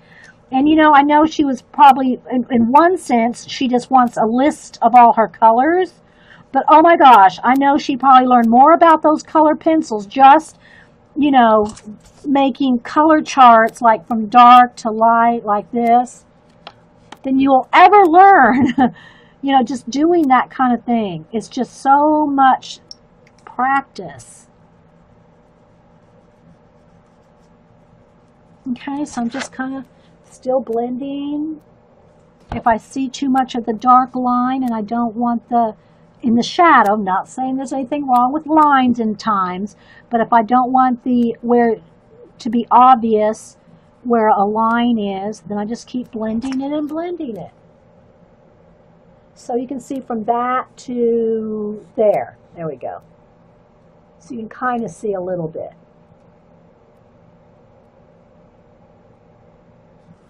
Dick Blick has 25% off right now. Okay, Orla. Orla's enabling.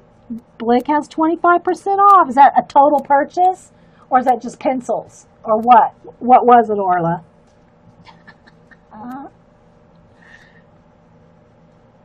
But if you're just starting out, you know, just a color book, you know, just get a set of 12 or something. Or even just go buy a black, a white, and a couple of colors on single ones, just so you can compare them. Because you can buy Prismacolors singly,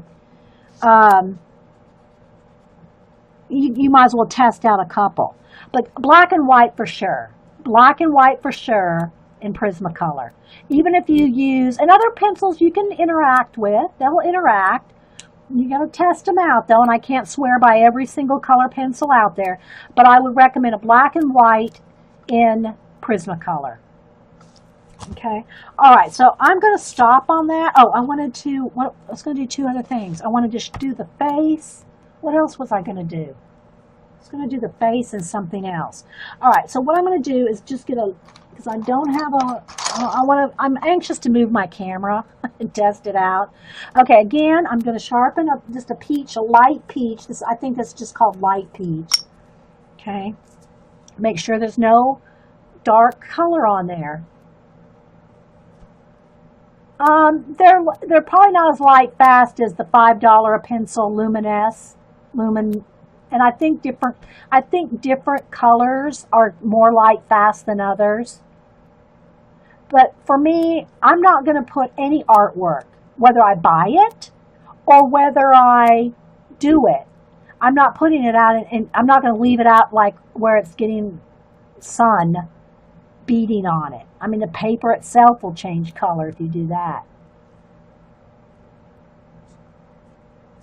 Okay, so I'm going to put a light, just a light coat on the whole skin of this light peach, just to start. And again, you know, different, when I'm doing portraits in tan paper, I start with white because I'm making myself a road map with the white. And, you know, you can do the same kind of portraits on white paper. It just, for me, it takes longer.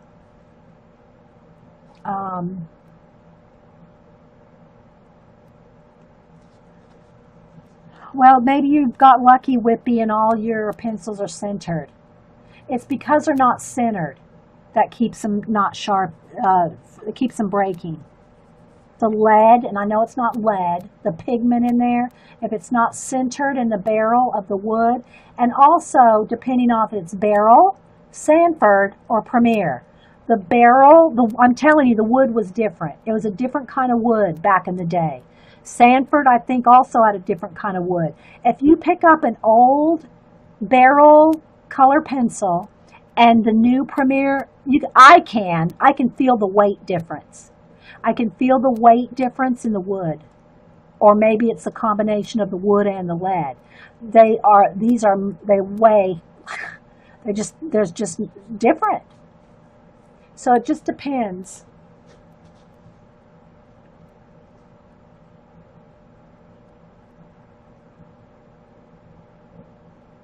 Yeah, so it just depends. I've tried literally 20 different pencil sharpeners. I've laid them all out here for y'all before. And I do not like the idea of using electric pencil sharpeners. It just grinds it down. I mean, you're just using your pencils down to nothing. They're too expensive to, you know, one day of coloring, your pencil is gone, you know? So anyway, we all have our issues with the different ones. I'm not going to get into it. Okay, so now I want to get my sienna or terracotta or a sienna here, either one. Because I just want to add a tiny bit of shadow. I don't want to spend too much more time. And I also need one more. I'm just going to go with 3 colors right now. Let me get a...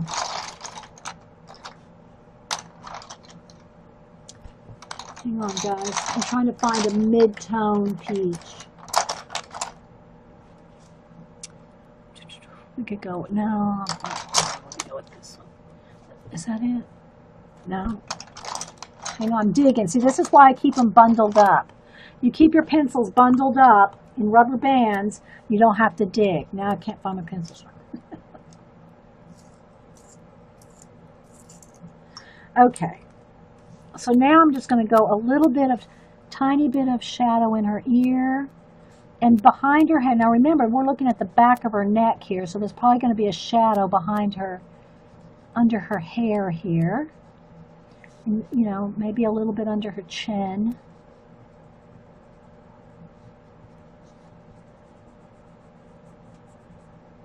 Behind her ponytail would be darker.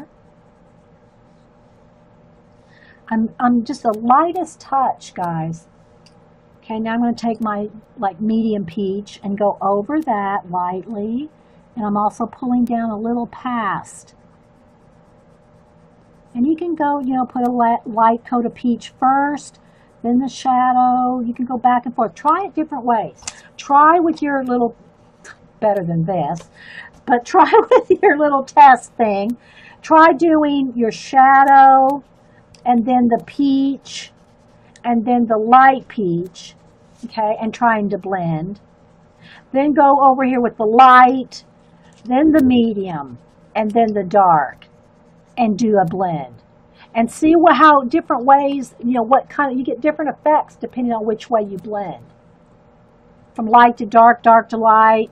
You know, it's just, with pencil, it's more about like the layering of the colors. It's not like, and I don't want to say never, because nothing's ever never. But like watercolor, you go from light to dark. Acrylic, you go from dark to light. And one of the things I like about acrylic paints for underpainting on, we'll do her hair. We'll do her hair with acrylic, just so you can kind of see. We have time. How we doing? I'm just dragging this out, aren't I? It's always 2 o'clock, guys. I've been sitting here doing this for you guys since 9. Not that I mind. I would still be sitting here. I just wouldn't be sitting here doing this, probably. I'd probably be doing some faces or something. So now I'm going over everything with, again, with the light peach, lightly. I'm not pushing hard, guys. It's just a light touch. Okay, now I'm going to go, I'm kind of doing this fast, but I want y'all to be able to see, four colors, light, medium, dark, and a white. Kind of blend it out a little bit there. And see, now look, right up in here, you can see where I didn't take my time. See right behind her, that little bit right there? That may not bother you, but that needs to be colored in right there. Of course, I got over the line there, but it's going to be a little darker right in here, so you can go back. It would be darker right under here, under her ponytail. So I'm going to layer another layer. Okay, another layer.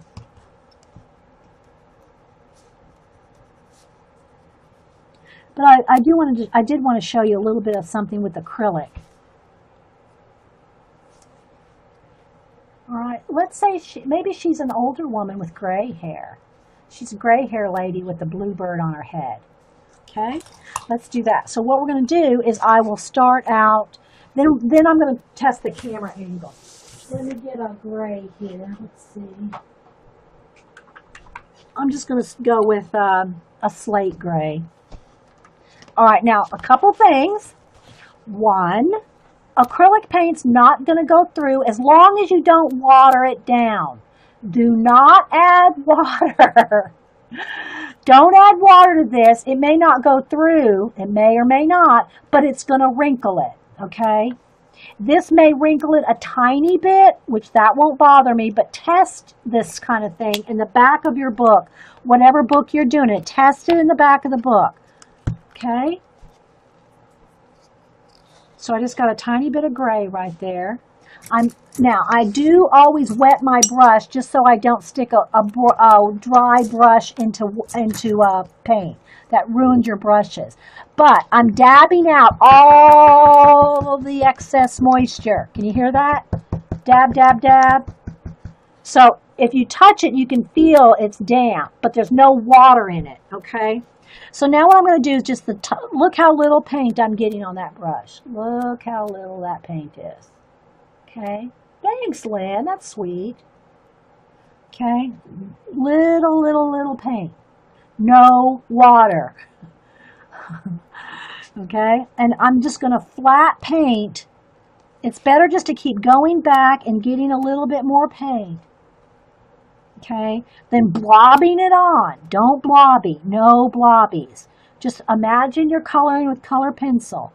I'm going to go right up to the line there.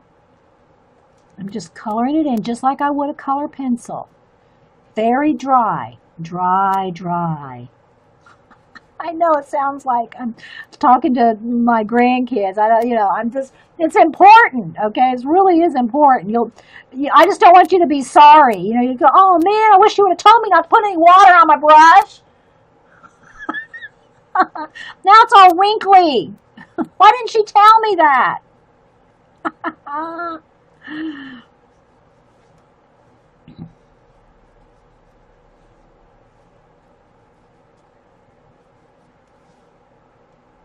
And I'll show you what it looks like. I'm not like filling it in solid, although sometimes you may need to, like I was doing those radishes with all red and then going on top of it with white.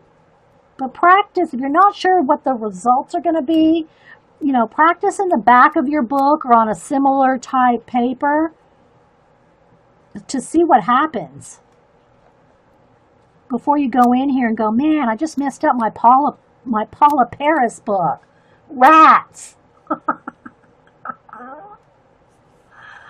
Oh, did someone leave and I missed them? Whoever left, I missed them leaving. Yeah, she's going to have gray hair. She's going to be an older lady with gray hair, a little gray ponytail, feeding the birds. Okay. All right. Again, throw that over there. Do not go over this while this is wet. Yeah. This is wet paint. Pencils do not work on anything. Now, I'm not talking about ink tints, watercolor pencils. I'm talking about your plain old color pencils. Okay? Do not go over wet paint, whether it's watercolor, acrylic, marker. Dry it. I'm telling you.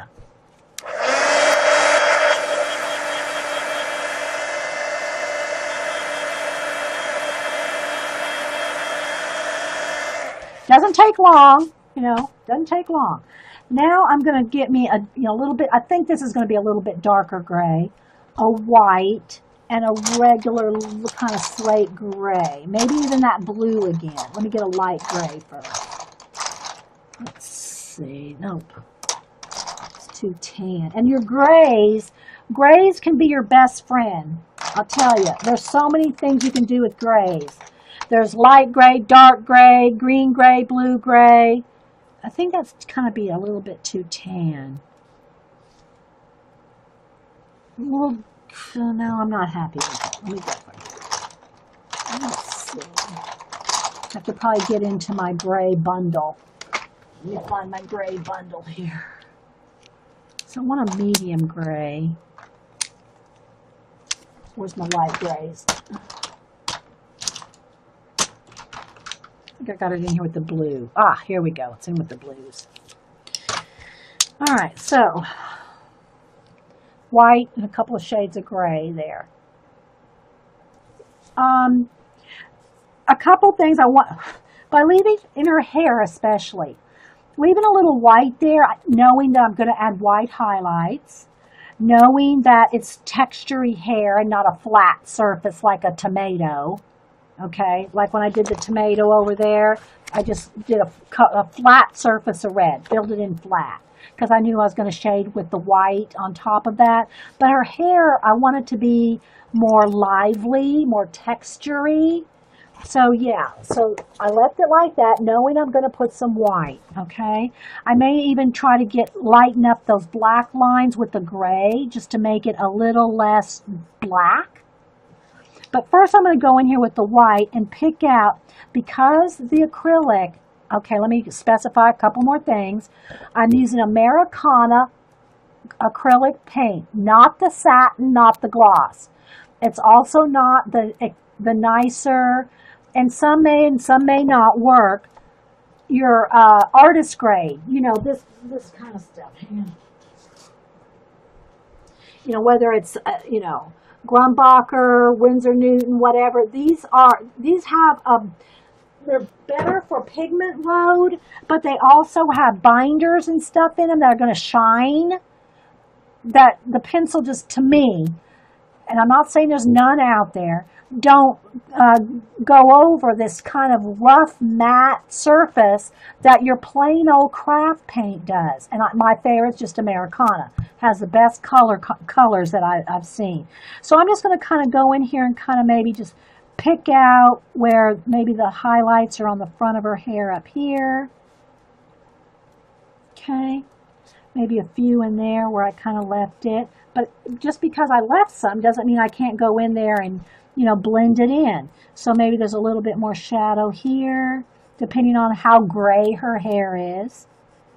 You know, like I said, you might not want those sharp black lines in her hair if you're trying to make it look realistic. You know, just depends on also how much time you want to take. Okay, so there's a little bit, few colors there. probably be darker right at the ponytail.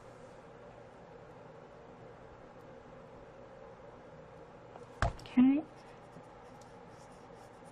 And then just going back and forth, blending.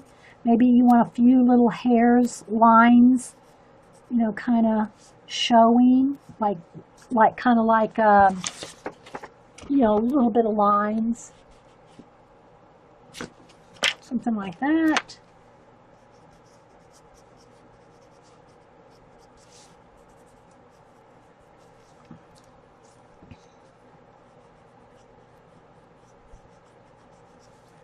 Then blend some more in with the white, go back over some of the gray, some of the hair, you know, more highlights, maybe right there. I don't want it to look like a big white highlight where the bird might have, you know, yeah.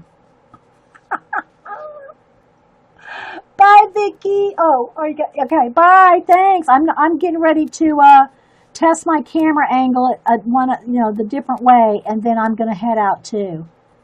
So, you know, a few little hairs coming down, and just, you know, take your time. I'll put a light coat over here on these hanging down. You could always do a few little flipping out from the ponytail. Maybe a couple extra ones hanging down in her face.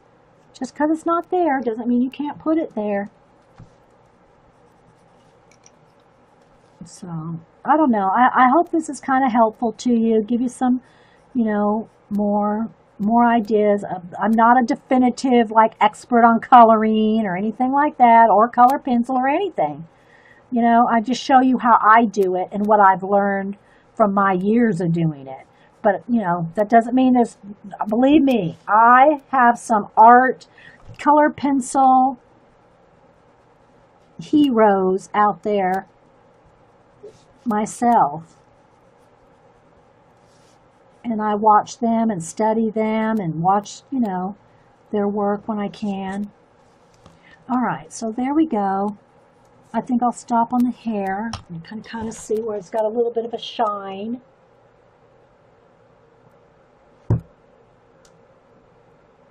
And then there's your... All right, so what I want to do real quick before I go, I hope that kind of gave you an idea there.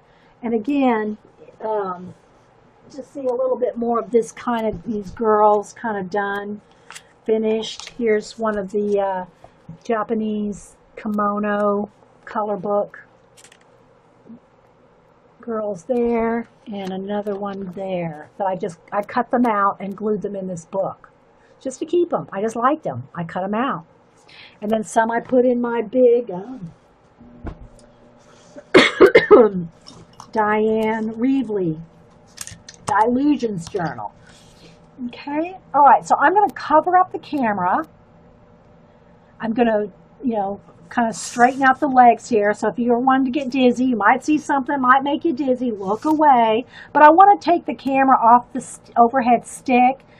And like I said, I'm using that little, one of those, I know y'all seen them before. These kind of things. Like, here's the camera, and they have these like ball joints, 3 of them. These 3 ball joints like this.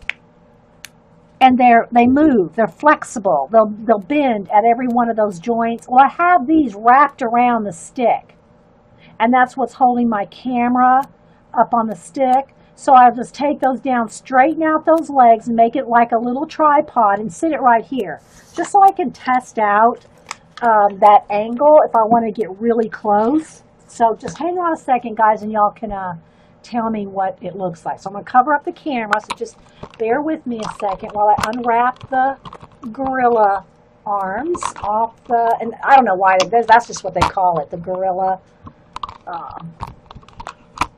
thing there. All right, so let me kind of move the stick out of the way.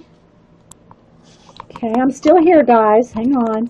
I'm going to fix the little tripod up. Let me just make sure that this is going the right way. Okay, is that upside down? It's upside down. Okay, I gotta go the other way. Let's see. Hang on, okay, let me cover it up again. I gotta get the camera going in the right direction, because remember, I have it hanging upside down. I hang the camera upside down and backwards. There we go. All right, so let me test this out now. Let me straighten this out, tilt this down, straighten out the legs. Again, just keep looking away if you're one to get dizzy. All right, so here we go. This is what I'm trying to see if we could do. You know, because I mean, like the camera's like literally 3 inches from the book. And I'm just wondering if maybe sometimes streaming, and I'm just like, I'm holding it in my hand, just turning it all different ways, which I know makes people crazy. All right, so right there, look. See, woodwork. Where's Vicky? All right, so look how close I am. So I'm holding the camera. I don't need to hold it. I could set the tripod up. But knowing me, I would probably bump into it. But let's get what's that black? Okay. See, look, this is awesome, right? Oh, but I better talk quieter because literally the microphone is 3 inches from my face. Look, this is awesome. Carrie, what do you think? I need to color like this for you guys next time. But how loud do I sound right now? Yeah, tell me how loud I sound so I know if I need to turn down the volume. This is a test. A test? The inkwell. I know, right? Isn't this great? It's my webcam. It's my webcam. It's just like, it is literally 4 inches from the paper. I know. Yeah, for the close, like this kind of thing. I'm excited now. I want to stream more now. I'm going to stay here for 5 more minutes. And I'm not even playing with the settings or anything. I just took it off the stick and came on down here. Right? And again, I'm just trying to be, you know, I know I'm excited, but I don't want to, you know, start pushing real hard here on these. This is awesome for close-ups, guys. Lower the volume just a little. Okay, I'll do that on the computer. No, you know what I need to do? I need to do it on Ustream. Okay. All right, so now I'm going to keep talking just like I was, Carrie. So how does it sound now? Now that I turned it down on my computer a little bit, and I turned it down on the Ustream settings.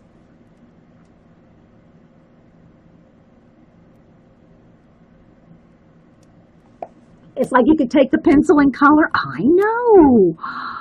Awesome. So I don't know how the volume is. Like I said, I turned it down in 2 places. And I did turn my face away when I cough. That would probably just really be loud. I know, right?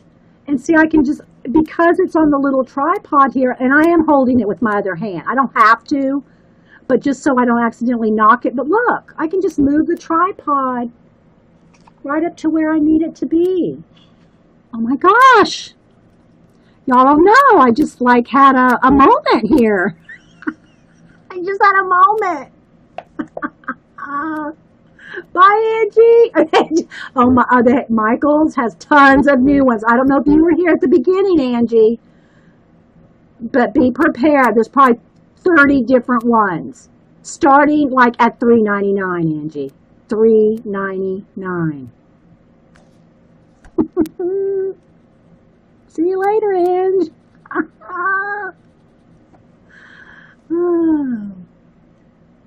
Okay, bye, Kathy. Thanks for being here. All right, so I'm just going to stay here and color just for a minute, just so I can look at how it looks on the screen. I just want to look at what it looks like on the screen. Can y'all tell I'm giggly? I'm so excited. You just don't know. Even though, look, I still look like I have an odd tan. My skin doesn't look the right color, but this looks the right color. This looks good. I know. And I can just back it up. Like I said, my skin looks really orange and dark, but hey, this looks good. I always have a problem with white paper and close-ups, right? Oh, you already bought some. Which ones did you get, Ange?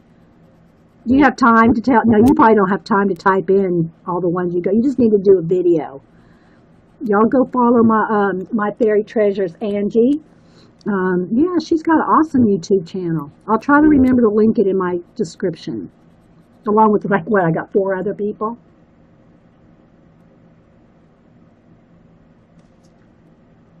You're gonna go to Michael's too, Ann? Orla, Angel. Are you riding with Angie?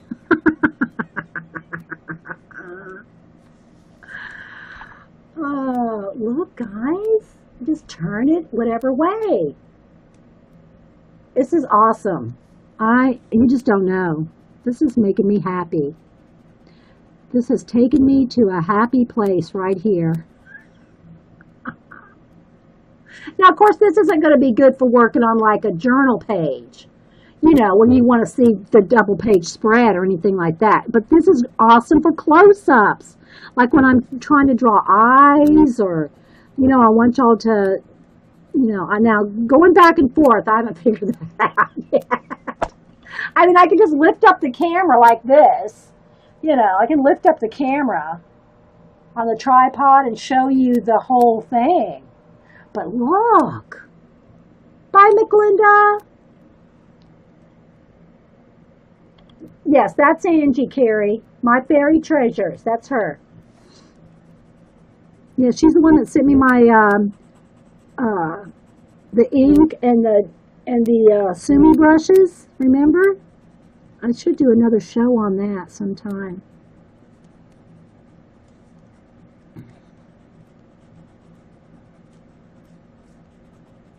Okay, so can y'all look? You can see that right there.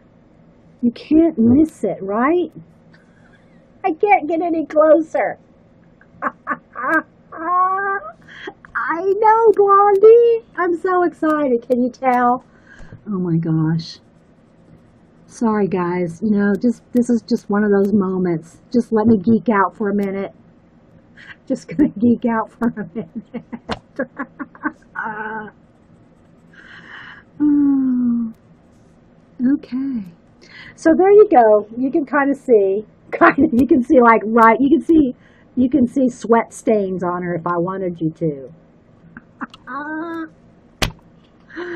All right, guys. So there we go. That's kind of,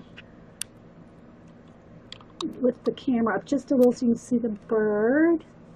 We didn't color that. I know, right, Carrie? The detail, that's what I always have a problem with showing y'all, like when I'm drawing eyes or, you know, close-up things.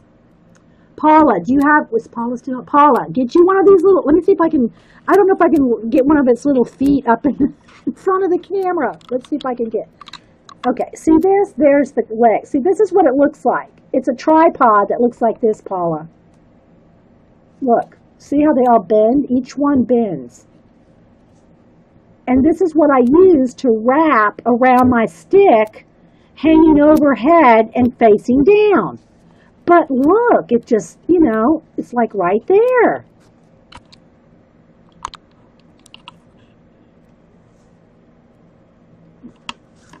It's perfect for close-ups, right?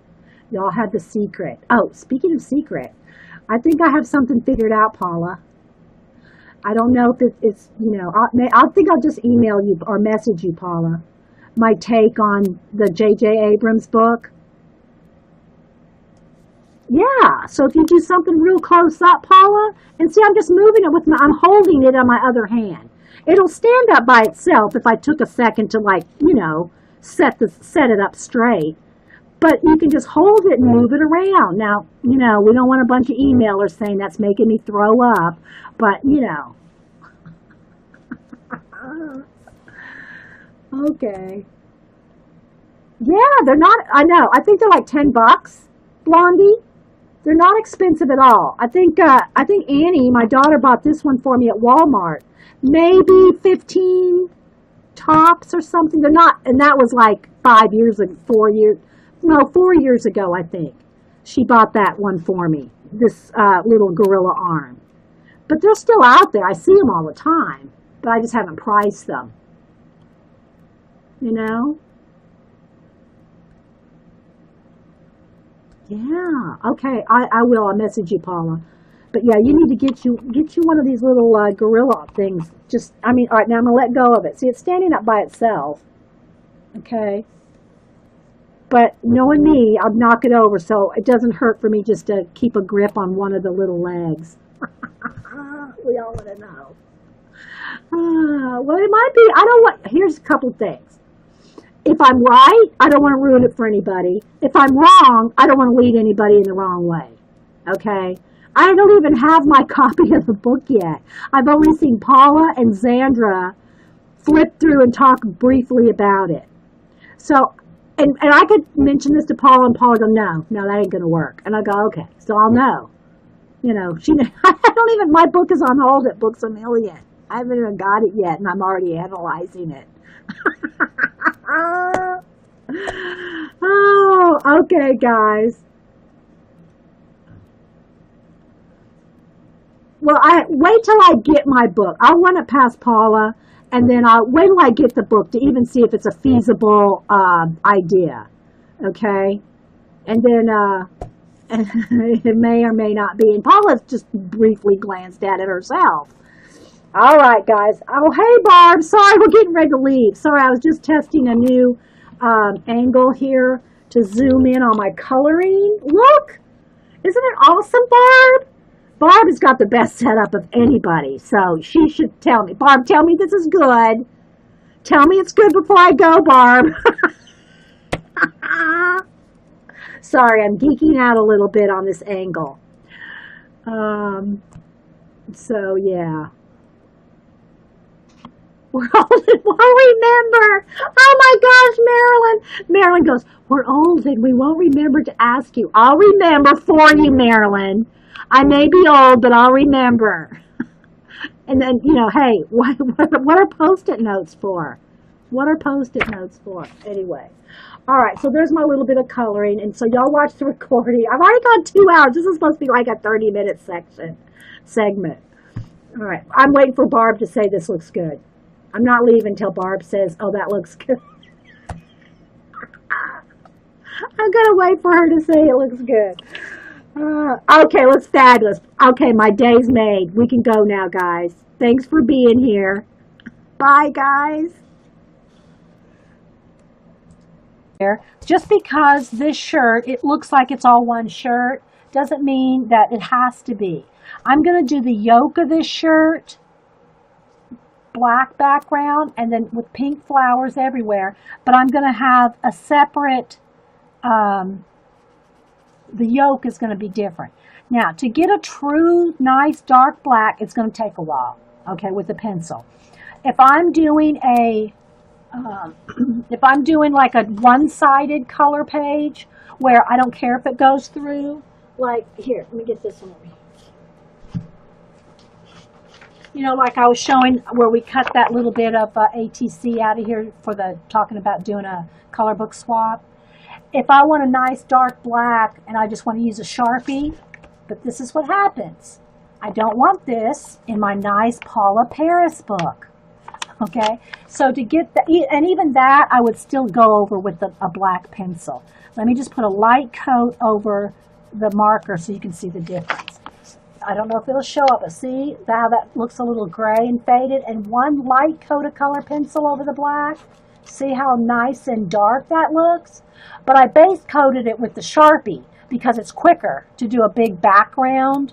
You know, when you want to do a background all black, it's quicker to do with the Sharpie and then just put a layer of pencil over it. But, you know, you got to know what kind of, you know, what you're doing there. So I don't want to put any marker on this at all.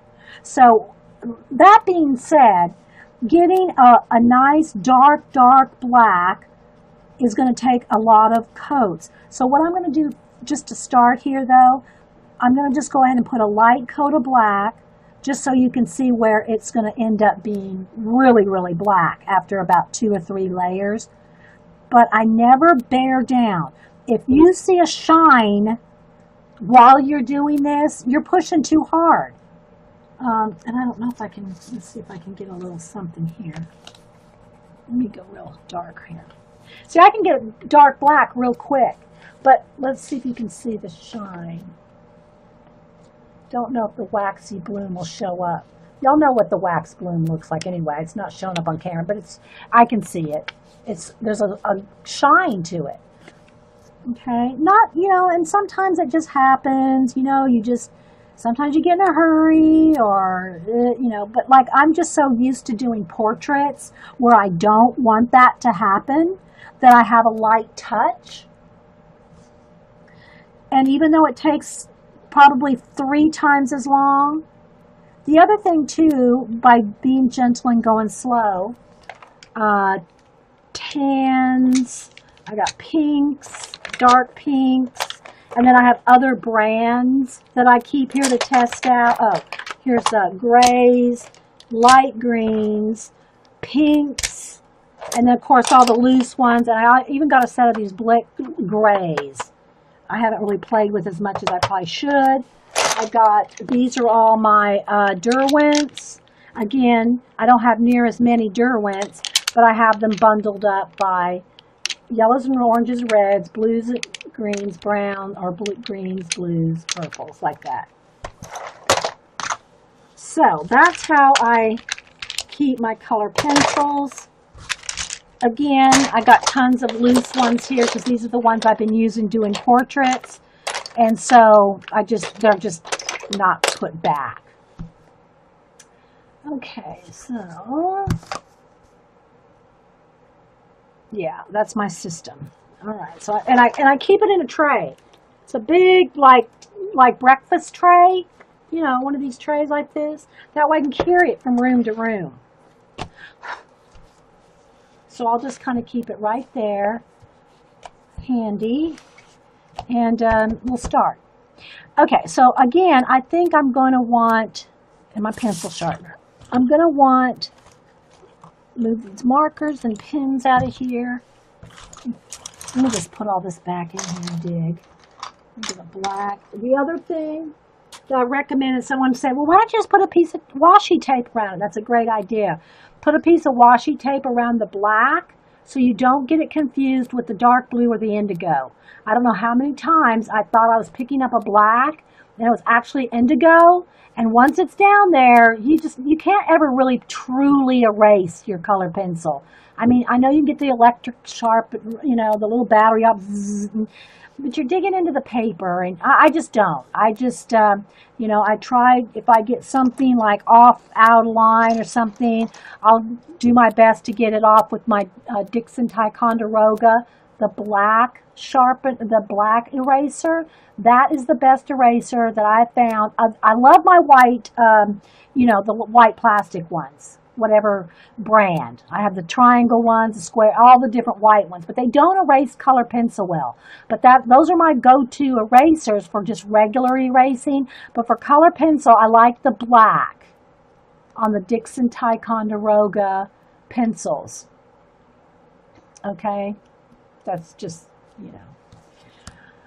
Okay, so I think a couple other things here. Like here's purples, yellows, and I bundle them like that in light oranges. I like them that way. Now, granted, when I'm using them, they're all like this, okay? But I try to go through every now and then, at least once every week or two, and put them all back in their little homes because it's just easy for me. If I need I know I need a yellow, I can just pick up this whole bundle and go like this and flip through and find the color I want. Whereas if they're all jumbled up in a big, all colors are mixed up in the tray, then I'm digging and digging and digging and digging and digging and digging for just a yellow. Know what I mean, Vern? So that's just my system of doing it. You could also just leave them in their trays, in the tins that they come in. But I don't do that with that. I do it with my Neo colors and my Inktense. They live in their tin homes. I use my color pencils like all day long. So putting them back in the little tins, this is just so much easier for me. All right, so let's get started. Any questions or anything? So again, I think I want her shirt kind of like I did the other one with black, red, and green. I think I'm going to do this one pink, black, and white. Okay, it would take a little less time, but you can still see some of what I want to do. And I got my pencil sharpener always handy and some kind of little, because I carry, if I go from room to room, I carry just a little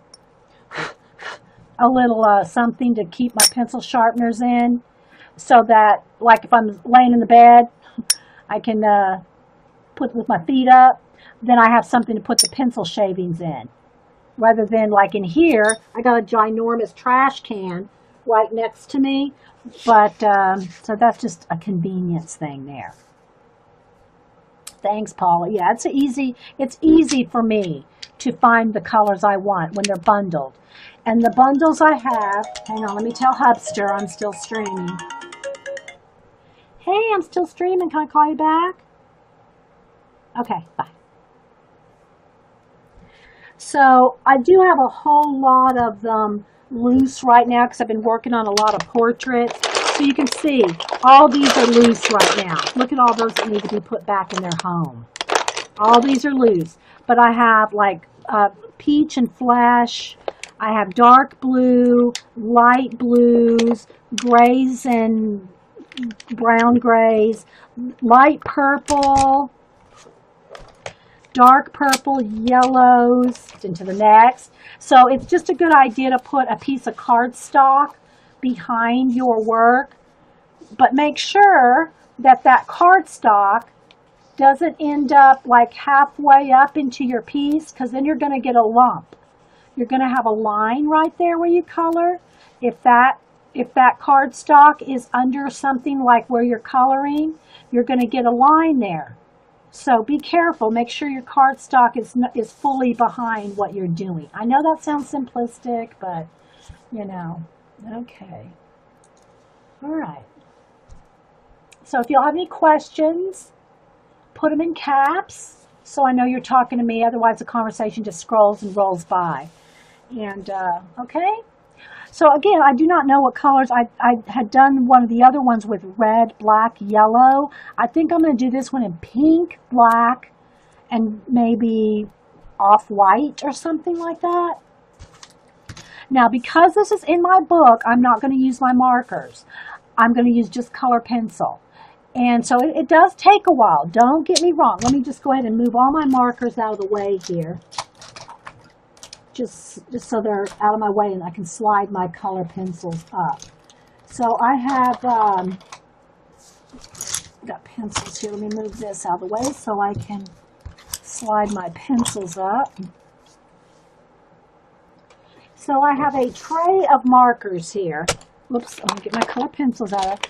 These are all, I got a couple of sets here. These are just the cheap Crayola bullet tip. They're called Supra tips. So you can see it. They're cheap. They're like $10 for 50, and you can use a 50% off coupon, 40% off coupon, and get them for $5, $6, $7. But they're thick. But they will write, let me get something to write on here. They'll write thin, a medium, and if you get it fully on its side, a thick. So that's why I like these. But again, I like these on pages where I can color separate out of the book, or where it's not a double-sided book. So I'm not going to use any markers in here because it's not a double-sided, I mean, it's not a single-sided. It'll bleed through, okay? So I'm going to pull over here my tray. So I have a tray of color pencils. And I keep my color pencils, except, you know, you'll see a bunch of loose ones because I'm using a lot of them right now. But I keep them bundled up in color families. Okay, there we go. All right, welcome back, everybody. Coffee and art in the morning. As you can see, I'm pretty zoomed in. And I've tried to focus it as best I can and get the color as best I can. But the camera does not like white pages. So I am not this tan. It would be nice if I was that tan, but I'm not. So just FYI, and the colors seem to be a little, red seems, or pink seems to come off as orange, and so we'll see how it goes. But I'm going to color this page. This is from the Secret Paris color book. I call it my Paula Paris book because she's the one that trigger-headed me. Showed this book on her stream, and I really liked it, so she enabled me, and I got it. So I'm just going to, I've flipped through this. This is another part of today's show. I've already flipped through this book, shown a whole bunch of other color books. So if you're watching this part, I'll call it part two. Actually, it's a third part for the day, but I'll call it part two of the coloring book and art journaling. And so you can go back and look at all the other color books we talked about and different ways to color in them. Again, it's a two-sided page, so you do not want to use anything that, like markers, that's going to go through.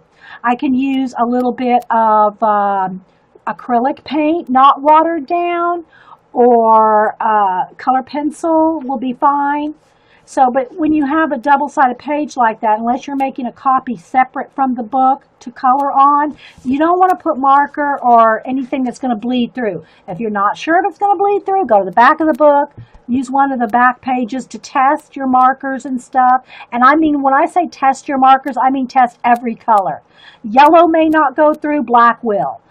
Red may go through, you know what I'm saying? So you want to test everything that you're going to put on here. If it's going to be something other than dry, like color pencil or colors, you want to test it before, otherwise you're going to have bleed through. Okay? And another good tip, and I'll do that now. Let me find one. Another good tip is when you're doing any kind of color book, anything, is to put something behind it so that the pressure of your pencil, although I recommend lots of light layers, but if you do any pressure, it will come through on this side, but you don't need it to go through to this and to the next.